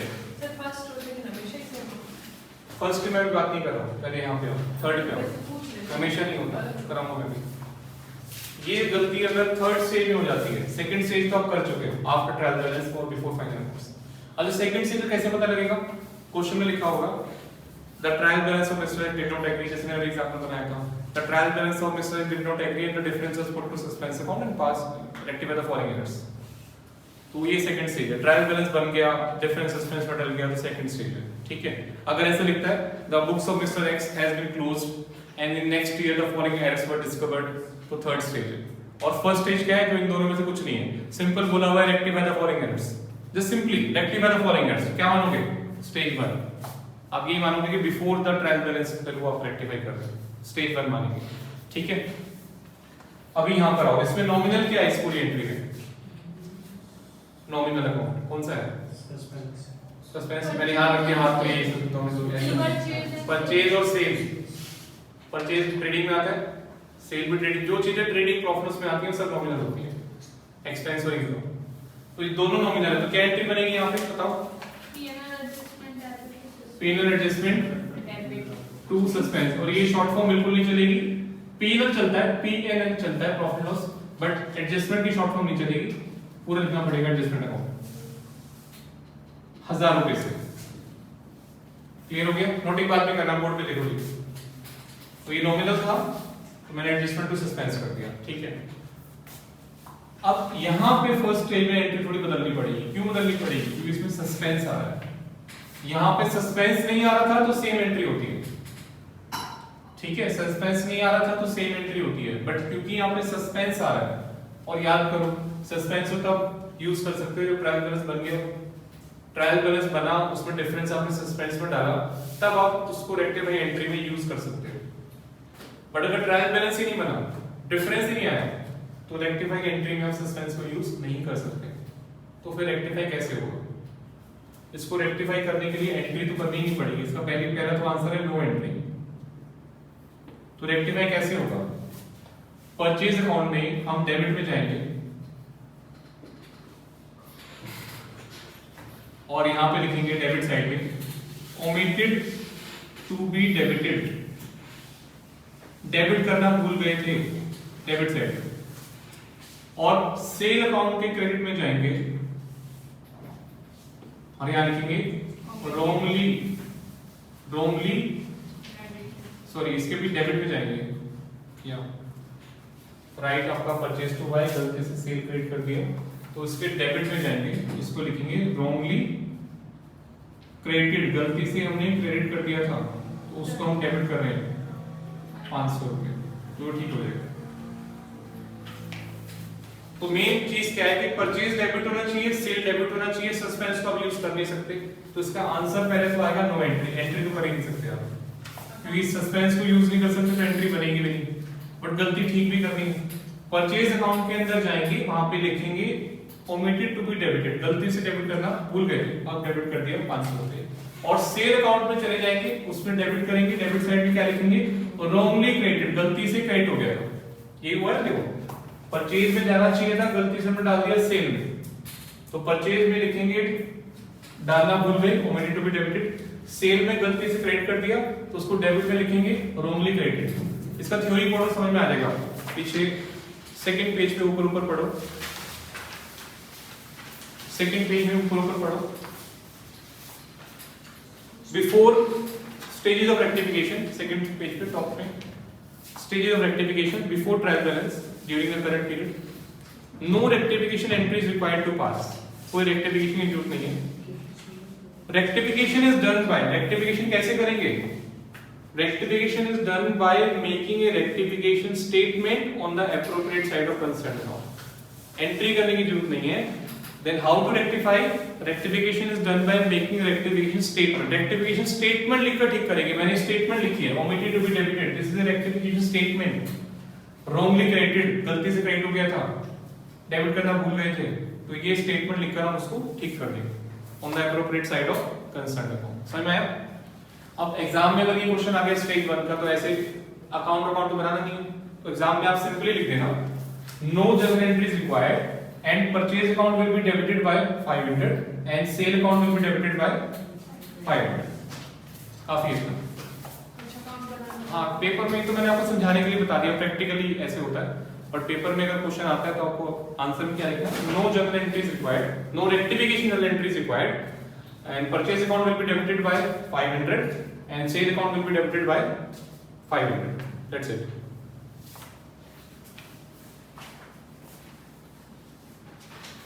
नोट कर लो।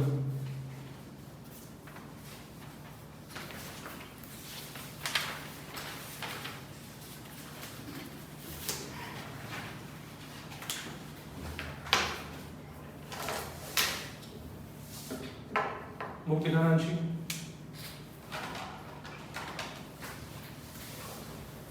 पेज नंबर क्या है? रेक्टिफिकेशन 2.90।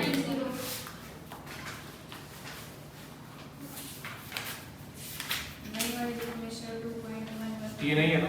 हाँ 2.114। वो तो प्रैक्टिकल का होगा। इलस्ट्रेशन 1 2.97। सब बच्चे आओ 2.97 पेज पे, नई वाले बुक में फर्स्ट इलस्ट्रेशन पे आ जाओ, नई बुक जो पुरानी है इलस्ट्रेशन 1 पे आ जाओ। इलस्ट्रेशन 1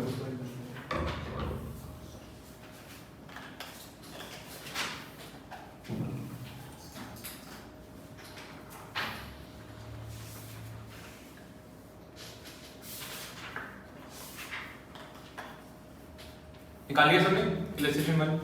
अभी बचपन में हम खेला चिड़िया उठ होता हो, मैच उड़ा देते हो कई बार, तो वही खेलने वाले हैं। आपको हर एक इलस्ट्रेशन के ब्रैकेट में लिखना है स्टेज कौन सा है, स्टेज 1 है, 2 है, 3 है, बस इतना लिखना है हर एक इलस्ट्रेशन के बाद, फिर बाद में प्रैक्टिकल कीजिए। अभी वो उड़ेगा, देखो इलस्ट्रेशन 1 ब्रैकेट में बताओ कौन सा है, पेंसिल से लिखना, कोशिश पेंसिल से लिखो हर एक इलस्ट्रेशन के ब्रैकेट में, और फर्स्ट पहली 1-2 लाइन से ही पता लग जाता है कौन सा स्टेज है। इलस्ट्रेशन 1 कौन सा स्टेज है? सेकंड। गलत, उड़ा दिया आपने, स्टेज 1 है।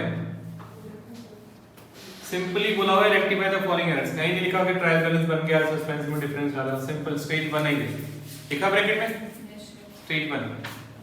आंसर नहीं देखना, सिर्फ क्वेश्चन का ही पहली 1-2 लाइन से पता लग जाता है, आंसर मत देखना। इलस्ट्रेशन 2 कौन सी स्टेज है? इलस्ट्रेशन 2 जल्दी बताओ, फिर तो चिड़िया उड़ खेल रहे। इलस्ट्रेशन 2 स्टेज 1 ही है, स्टेज 1। इलस्ट्रेशन 3 लिखते जाओ, इलस्ट्रेशन 3 कौन सा है? स्टेज 1 ही है। Illustration 4,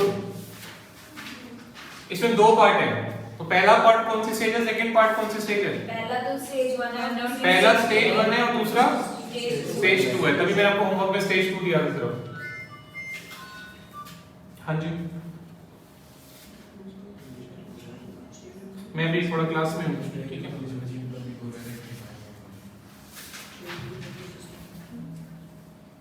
illustration 4 without opening suspense, stage 1 और ओपनिंग सस्पेंस 2, ठीक है। Illustration 5 second stage. पता लग रहा है साहब सब? Stage 2 trial balance was out, out मतलब वो टैली नहीं किया, 490 ट्रायल बैलेंस बन गया, स्टेज 2 है। इलस्ट्रेशन 6 ऐसे नहीं कि 2 के बाद 3 आएगा, पढ़ लो एक बार ध्यान से। इलस्ट्रेशन 6 कौन सी है? बैच उड़ा देते हो आप। फर्स्ट है। सर बात लो से ऊपर जाना चाह रहा है। इलस्ट्रेशन 6 स्टेज 1 है। कैसे? सिंपल बोला मैं रेक्टिफाई द फॉलोइंग एरर्स। आगे भी तो बोला है फॉर द ईयर। हाँ तो ईयर तो कोई ना कोई होगा, किसी साल भी बस ठीक करोगे। ये थोड़ी बोला है कि नेक्स्ट ईयर है, ये थोड़ी बोल नेक्स्ट ईयर है। ये स्टेज 1 है। Illustration 7 second stage. कैसे पता लगा सेकंड है? सस्पेंस साथ जहां सस्पेंस दिखाई दे सेकंड स्टेज है। सेकंड इलस्ट्रेशन 8 सस्पेंस तो थर्ड में भी आता है। स्टेज थर्ड है। यस सर इलस्ट्रेशन 8 कौन सा है? स्टेज 3 लिखो, स्टेज 3 ब्रैकेट में। कैसे पता लगा 3 है? यहाँ पे लिखा हुआ है नेक्स्ट ईयर, सेकंड लाइन में नेक्स्ट ईयर ये appointed chartered accountant Mr. Roy was unable to agree the trial balance last year and wrote the difference in penal profit loss of that year. Next year he appointed a chartered accountant. अगले साल गलती पता लग रही है, stage 3 है, समझ में आया? प्रैक्टिकल पे आओ। प्रैक्टिकल 1 कौन सा स्टेज है? सेकंड ब्रैकेट में लिखो, स्टेज 2। प्रैक्टिकल 1 जो है स्टेज 2 है। प्रैक्टिकल 2 कौन सा है? प्रैक्टिकल 2 भी स्टेज 2 है। प्रैक्टिकल 3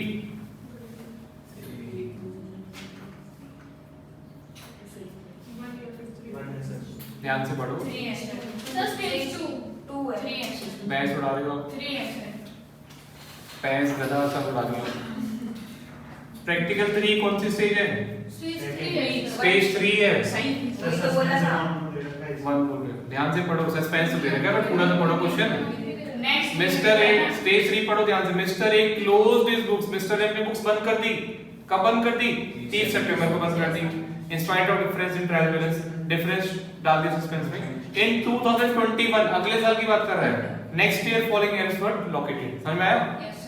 बुक्स बंद कर दी, अगले साल गलती पता लग गई, स्टेज 3 है। प्रैक्टिकल 4 कैसे पता लगा? अंडरलाइन करो, नेक्स्ट ट्रेडिंग पीरियड। प्रैक्टिकल 4 की जो बीच में सेकंड लाइन में है, नेक्स्ट ट्रेडिंग पीरियड, इससे पता लग रहा है, ठीक है? स्टेज 3। और आपके आंसर में बहुत फर्क आ जाता है, देखो स्पेशली बी वाले में तो तीनों अलग अलग आंसर है। स्टेज का पता होना बहुत जरूरी है। क्वेश्चन नंबर 6 पे है मेरे नोट्स में, नोट्स का क्वेश्चन नंबर 6।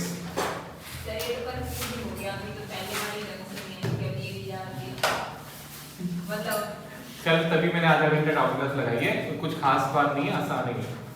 ये 6 क्वेश्चन करोगे सारा ढंग से आ जाएगा। जिसको डाउट नहीं है वो ना आए। डाउट ऐसा हो ही नहीं सकता, डाउट नहीं है मतलब आपने पढ़ाई नहीं करी। हम फोन करेंगे आपके बाद ना। डाउट लेकर आना, पढ़ाई करके आना, कुछ ना कुछ डाउट होता ही है। आधा घंटे में क्या फर्क पड़ता है? 12:30 भी आने, 12 भी आने, क्या फर्क पड़ता है? ठीक है।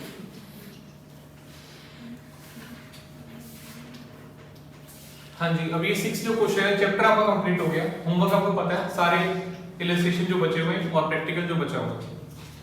कुछ तो मैंने दे दिए थे, आधा या उससे ज्यादा हो गया था आपका। 2-4 इलस्ट्रेशन बचे और एक प्रैक्टिकल। कितने बचे? 2 प्रैक्टिकल बचे, 4 इलस्ट्रेशन बचे हुए मुश्किल से। ये कर लेना होमवर्क में, सारा होमवर्क है आपका, कल डाउट लूंगा। अब ये 6 में नया एक भी पॉइंट नहीं है। स्टार्टिंग से मैंने शुरुआत करा था चैप्टर का थ्योरी से। टाइप्स ऑफ एरर याद है? Error omission, compensating, principle. Starting से अभी तक जो मैंने लास्ट पॉइंट बताया स्टेज 1 to 3, यहां तक पूरा चैप्टर का रिवीजन है। थ्योरी से लेकर प्रैक्टिकल सब कुछ है इसमें, नया कुछ भी नहीं है इसमें, ठीक है? तो मैं इसका एक आध पॉइंट 1-2 पॉइंट करा देता हूं, बाकी होमवर्क है आपका। पढ़ो पहला, repair of a second hand, पहला वही है, repair of a second hand furniture debited to repair account, 6 का ये पार्ट। अब कैसे करना है पहले बोर्ड पे देख लो, बोर्ड पे देखो सब बच्चे पहले।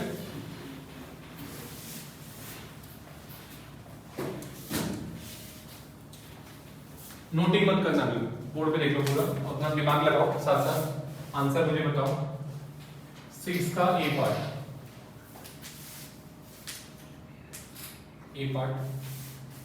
इसका first point, type of error कौन सा है? Repair of a second hand furniture debited to repair account. Type of error कौन सा है?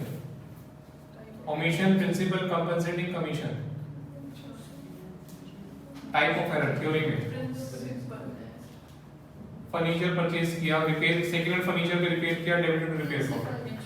प्रिंसिपल होगा, थ्योरी कराएंगे, ठीक है? पहला पॉइंट होगा। सेकंड पॉइंट इसी का ही है, rectification entry after trial balance before final account. Stage 2 की एंट्री पूछ रहा है उससे, ट्रायल बैलेंस के बाद फाइनल अकाउंट से पहले स्टेज 2 की एंट्री क्या होगी? अभी तो करी है हमने, सेम क्वेश्चन ही तो करा है अभी। क्या एंट्री होगी? फर्नीचर टू रिपेयर अभी किया है, सस्पेंस भी आएगा क्योंकि अमाउंट की भी गड़बड़ है। अमाउंट की भी गड़बड़ है। ओके, तो इसका राइट रॉन्ग बना लेते हैं एक बार इसका राइट रॉन्ग बना लेते हैं।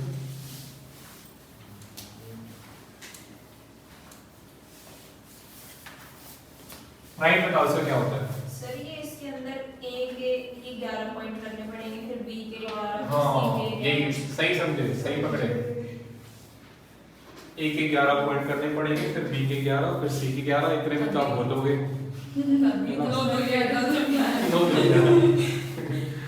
ठीक है।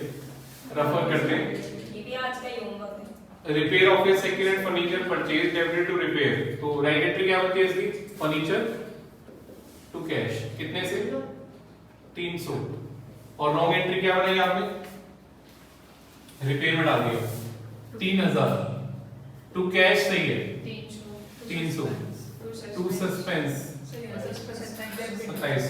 तो रेक्टिफाइंग क्या होगा, फर्नीचर भी आएगा सस्पेंस भी आएगा, टू रिपेयर 3000 327। ये सेकंड स्टेज की एंट्री है।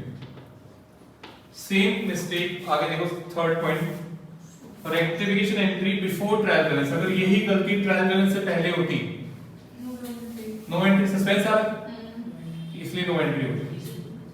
अगर सस्पेंस नहीं आता तो सेम एंट्री कर देते। फर्स्ट स्टेज में नो एंट्री कब होती है, जब सस्पेंस आ रहा हो, ध्यान रखना। अगर सस्पेंस नहीं है तो सेम एंट्री कराया था ना मैंने अभी, ठीक है। तो यहां पर नो एंट्री, और वैसे ठीक कैसे करेंगे, ठीक करने के लिए furniture will be debited bye ₹300 and repair account will be credited by ₹3000। Furniture account will be debited, account word लगाना है इस तरीके से, ये ठीक हो जाएगा।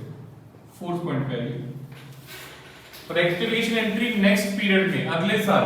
तो इसमें नॉमिनल क्या है, इसमें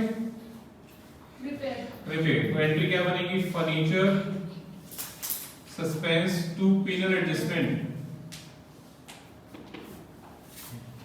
300 2700 कितना हो जाएगा 3000। पॉइंट नंबर 5 पे आइए, ट्रायल बैलेंस में क्या असर पड़ेगा, इफेक्ट ऑन ट्रायल बैलेंस अगर आपको देखना है तो रॉन्ग एंट्री देखेंगे आप हमेशा। ये जब भी आपसे पूछेगा कि इस गलती से ट्रायल बैलेंस पे क्या असर पड़ा, तो आपको देखना है हमेशा रॉन्ग एंट्री। रॉन्ग एंट्री में बिना सस्पेंस को हटा के देखना, रॉन्ग एंट्री बिना सस्पेंस के, सस्पेंस तो बाद में डालते हैं टैली करने के लिए। तो डेबिट साइड ज्यादा है कि क्रेडिट साइड ज्यादा है, डेबिट साइड ज्यादा। तो ये इसका आंसर है डेबिट साइड। ट्रायल बैलेंस का डेबिट साइड ज्यादा होगा 2700 से, या आप बोल सकते हो क्रेडिट साइड कम होगा 2700 से। दोनों आंसर ठीक है।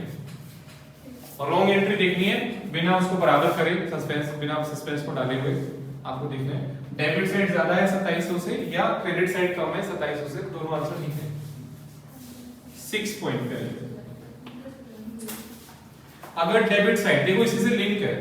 ट्रायल बैलेंस का डेबिट टोटल अगर 10,000 है तो क्रेडिट टोटल क्या होगा, यहीं से लिंक है मैथमेटिक्स। डेबिट टोटल 10 है तो क्रेडिट क्या होगा, डेबिट साइड ज्यादा है 2700 से, 7300। बिल्कुल ठीक, क्रेडिट साइड होगा 7300। समझ आ रहा है, डेबिट साइड ज्यादा है 2700 से, क्रेडिट साइड कम होगा उससे 2700 रुपए, 7300। पॉइंट नंबर 7, अगर 5000 रुपए का डिफरेंस ट्रायल बैलेंस में था, उसको हमने सस्पेंस में डाल दिया, क्रेडिट कर दिया, तो सस्पेंस का बैलेंस क्या होगा आफ्टर दिस रेक्टिफिकेशन। इसकी रेक्टिफिकेशन एंट्री देखो, ये rectification entry furniture suspense to repair. ये बोल रहा है सस्पेंस का एक बैलेंस था, ट्रायल बैलेंस का डिफरेंस था, सस्पेंस में हमने क्रेडिट कर दिया 5000 रुपए, 5000 क्रेडिट कर दिया, बीडी 5000 रुपए। ये एंट्री करने के बाद क्या बैलेंस होगा, जब आप ये एंट्री करोगे तो इसमें आ जाएगा टू रिपेयर 2700, सस्पेंस 2700 से डेबिट हो रहा है, तो बैलेंस कितना बचेगा 2300। सिंपल है, क्रेडिट बैलेंस बचेगा उसका 2300। सिंपल पॉइंट है, मतलब खाली ये गलती नहीं होगी ना, और भी बहुत सारी गलतियां होंगी। तो जो गलतियां हुई हैं उसका ट्रायल बैलेंस में सस्पेंस था 5000 का डिफरेंस है क्रेडिट साइड, तो 5000 का डिफरेंस था। जब आप ये गलती को ठीक कर दोगे, ये वाली एरर को ठीक कर दोगे, सस्पेंस यहाँ पे चला जाएगा टू रिपेयर करके, तो कितना बैलेंस बचेगा? What will be the balance of suspense account after rectification of this error? इस गलती को ठीक करने के बाद कितना बचेगा? सारी गलतियां जब ठीक कर ले तो फिर तो जीरो हो जाता है, बताया था मैंने, टैली हो जाता है। जब सारी मिस्टेक्स ठीक कर लेते हो, पर्टिकुलर एक ये गलती ठीक करोगे तो कितना बैलेंस बचेगा? 2300 बचेगा। ठीक है, आगे चलो नेक्स्ट 7th के बाद 8th पॉइंट पे आइए।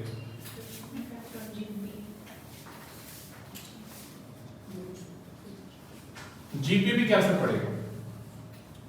आप जीपी के लिए क्या करोगे? इफेक्ट ऑन जीपी, आपको सोचना है ट्रेडिंग के बारे में। जैसे ही पूछेगा जीपी पे असर तो क्या सोचना है? ट्रेडिंग। एनपी पे असर पूछेगा तो क्या सोचना है? P and L account, profit. इसमें से कुछ भी ऐसा है जो ट्रेडिंग में आता हो? कुछ भी ऐसा है जो ट्रेडिंग में आता हो? कुछ नहीं है, तो no effect. No effect on GP, GP पे कोई असर नहीं पड़ेगा। ऐसे ही 9th, नो इफेक्ट। जीपी पे क्या असर पड़ा और 9th में जीपी पे क्या असर पड़ा आफ्टर रेक्टिफिकेशन? दोनों में क्या डिफरेंस है? मान लो अगर इसका आंसर है कि जीपी बढ़ गया 100 रुपए से, तो गलती ठीक करने के बाद क्या होगा? जीपी कम हो जाएगा 100 रुपए से। उल्टा आंसर देगा, बस ज्यादा कोई फर्क नहीं है। अभी तो नो इफेक्ट है जीरो का, तो उल्टा जीरो ही होता है। Point number 10। अभी आप सोच रहे हो सर कहां से कहां पहुंच गए? कोई बात नहीं, आप सीए कर रहे हो तो बहुत डिटेल नॉलेज चाहिए होती है, और आपकी बुक में है ऐसे क्वेश्चन। आप इलस्ट्रेशन देखना, आपने रेक्टिफिकेशन एंट्री मांग रहा है और आखिरी पूछ रहा है pass rectification entry and also show the effect on profit. Profit पे क्या असर पड़ेगा वो भी दिखाओ। तो आपको सीए को इतनी जल्दी छोड़ता नहीं है, वो एक एक चीज डीप के अंदर चला जाता है कि आपको हर चीज पता होनी चाहिए। एक सिंगल पॉइंट है, छोटा सा पॉइंट है, repair of second hand furniture debited to repair account, उसके ऊपर 11 क्वेश्चन मैक्सिमम बन सकते हैं। तो मैंने वो सारे 11 क्वेश्चन डाले हुए। कोई भी क्वेश्चन आपका इस चैप्टर में, कोई भी आपने गलती करी है छोटी से छोटी, राम की जगह श्याम को डेबिट कर दिया, राम को सेव किया श्याम को डेबिट कर दिया, छोटी सी गलती पे मैक्सिमम कितने क्वेश्चन बन सकते हैं, वो ये क्वेश्चन है। पेपर में अगर मान लो किसी क्वेश्चन में गलती होगी तो उसमें कटिंग की जगह रेक्टिफिकेशन नहीं, क्योंकि प्रैक्टिकल लाइफ में होता है, पेपर में आप कटिंग करोगे पेपर। ठीक है, चलो 10th पे आइए। एनपीपी क्या असर पड़ेगा? इसमें कौन सी चीज है जो प्रॉफिट्स में आती है? रिपेयर। रिपेयर प्रॉफिट्स में आता है। ठीक है, ये गलती करने से, ये तो रेक्टिफिकेशन एंट्री है, ध्यान दो बच्चों, बोर्ड पे ध्यान दो, ये तो रेक्टिफिकेशन एंट्री है। पहले बात करते हैं, ये जो हमने गलती करी, गलती क्या करी है? बोर्ड पे ध्यान दो, बातें मत करो।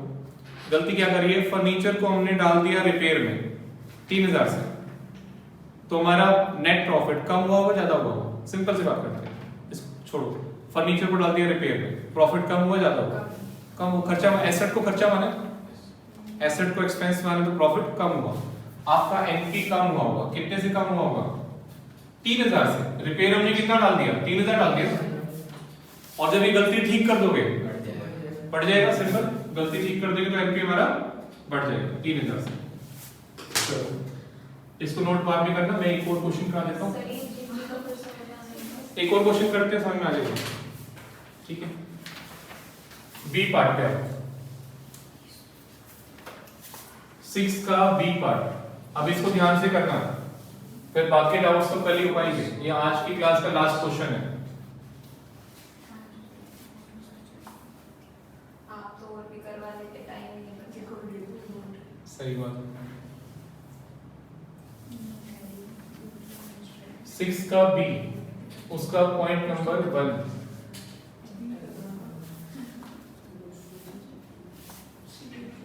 बी क्या है? देखो, goods sold to X not recorded in cell.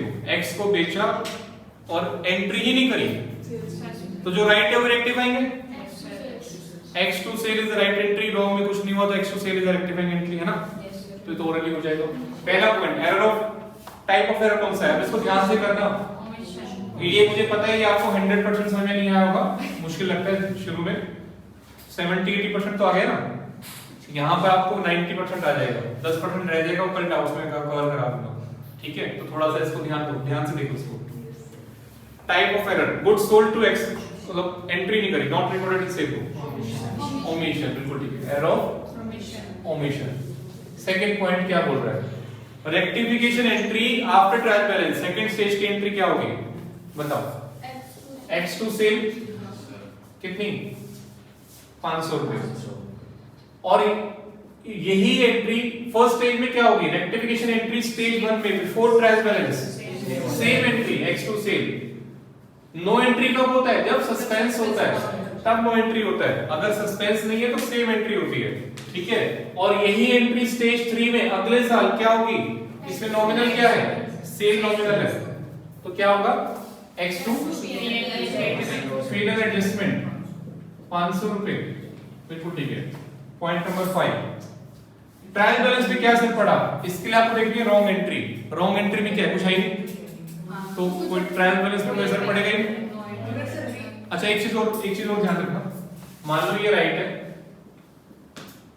X2 cell 500 और रॉन्ग में आपने डाल दिया Y2 सेल, Y पे डाल दिया, तो भी ट्रायल बैलेंस में कोई असर नहीं पड़ेगा, सिर्फ नाम बदला है, अमाउंट तो सेम है ना, अमाउंट तो सेम है, तो ट्रायल बैलेंस फिर भी टैली करेगा। तो आपको ये देखना है रॉन्ग एंट्री में डिफरेंस आ रहा है कि नहीं आ रहा, वही ट्रायल बैलेंस का डिफरेंस होता है, ठीक है। अभी तो क्या है, रॉन्ग एंट्री में कुछ हुआ ही नहीं, तो कुछ नहीं हुआ तो भी नो इफेक्ट, ट्रायल बैलेंस में no effect on trial balance. 6 पे आइए, अगर रियल या फिर पर्सनल हो तो जो सेकंड में हुई थी वही एंट्री हो जाएगी। अब किस कौन से क्वेश्चन की बात कर रहे हो, पहले ये बताओ। जनरली पूछ रही नहीं मुझे जनरली मुझे बताना पड़ेगा ना कौन सी एंट्री की बात कर रहे हो, डाउट।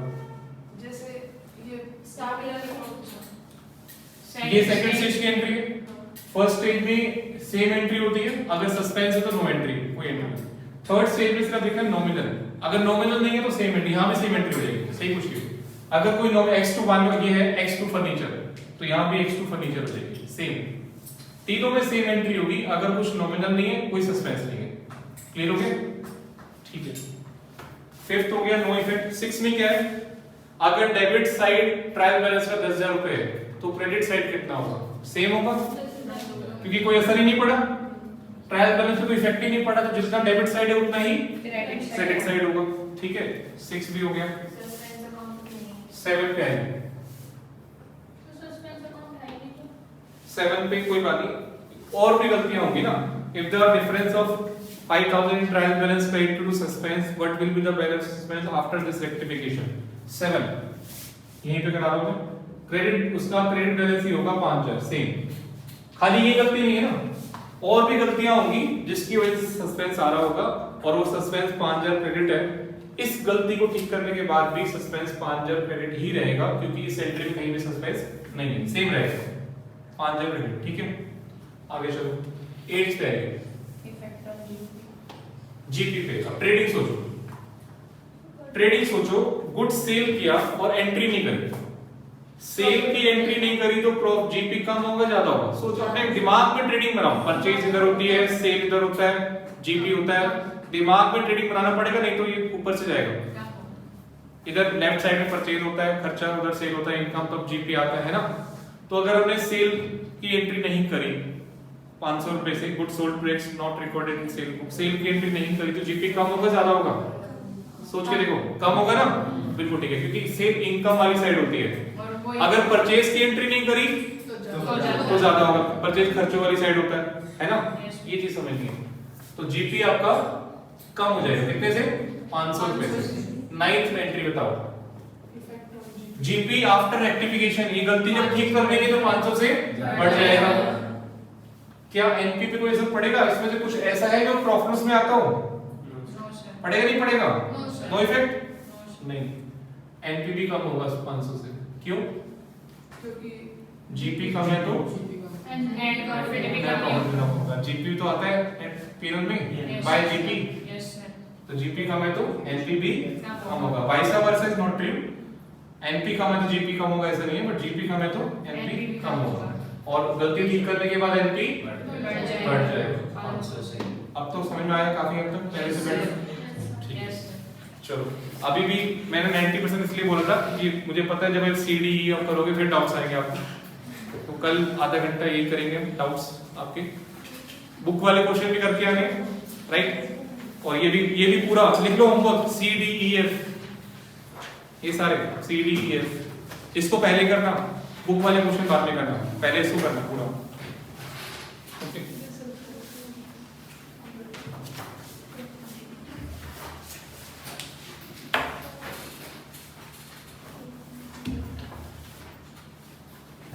ये लो नोट्स आपके पास है।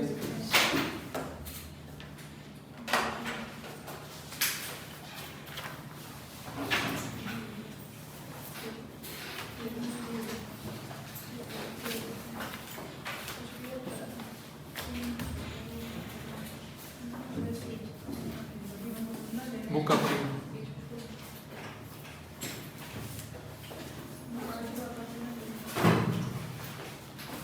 आज हमारी क्लास बिल्कुल एग्जैक्ट टाइम पे खत्म।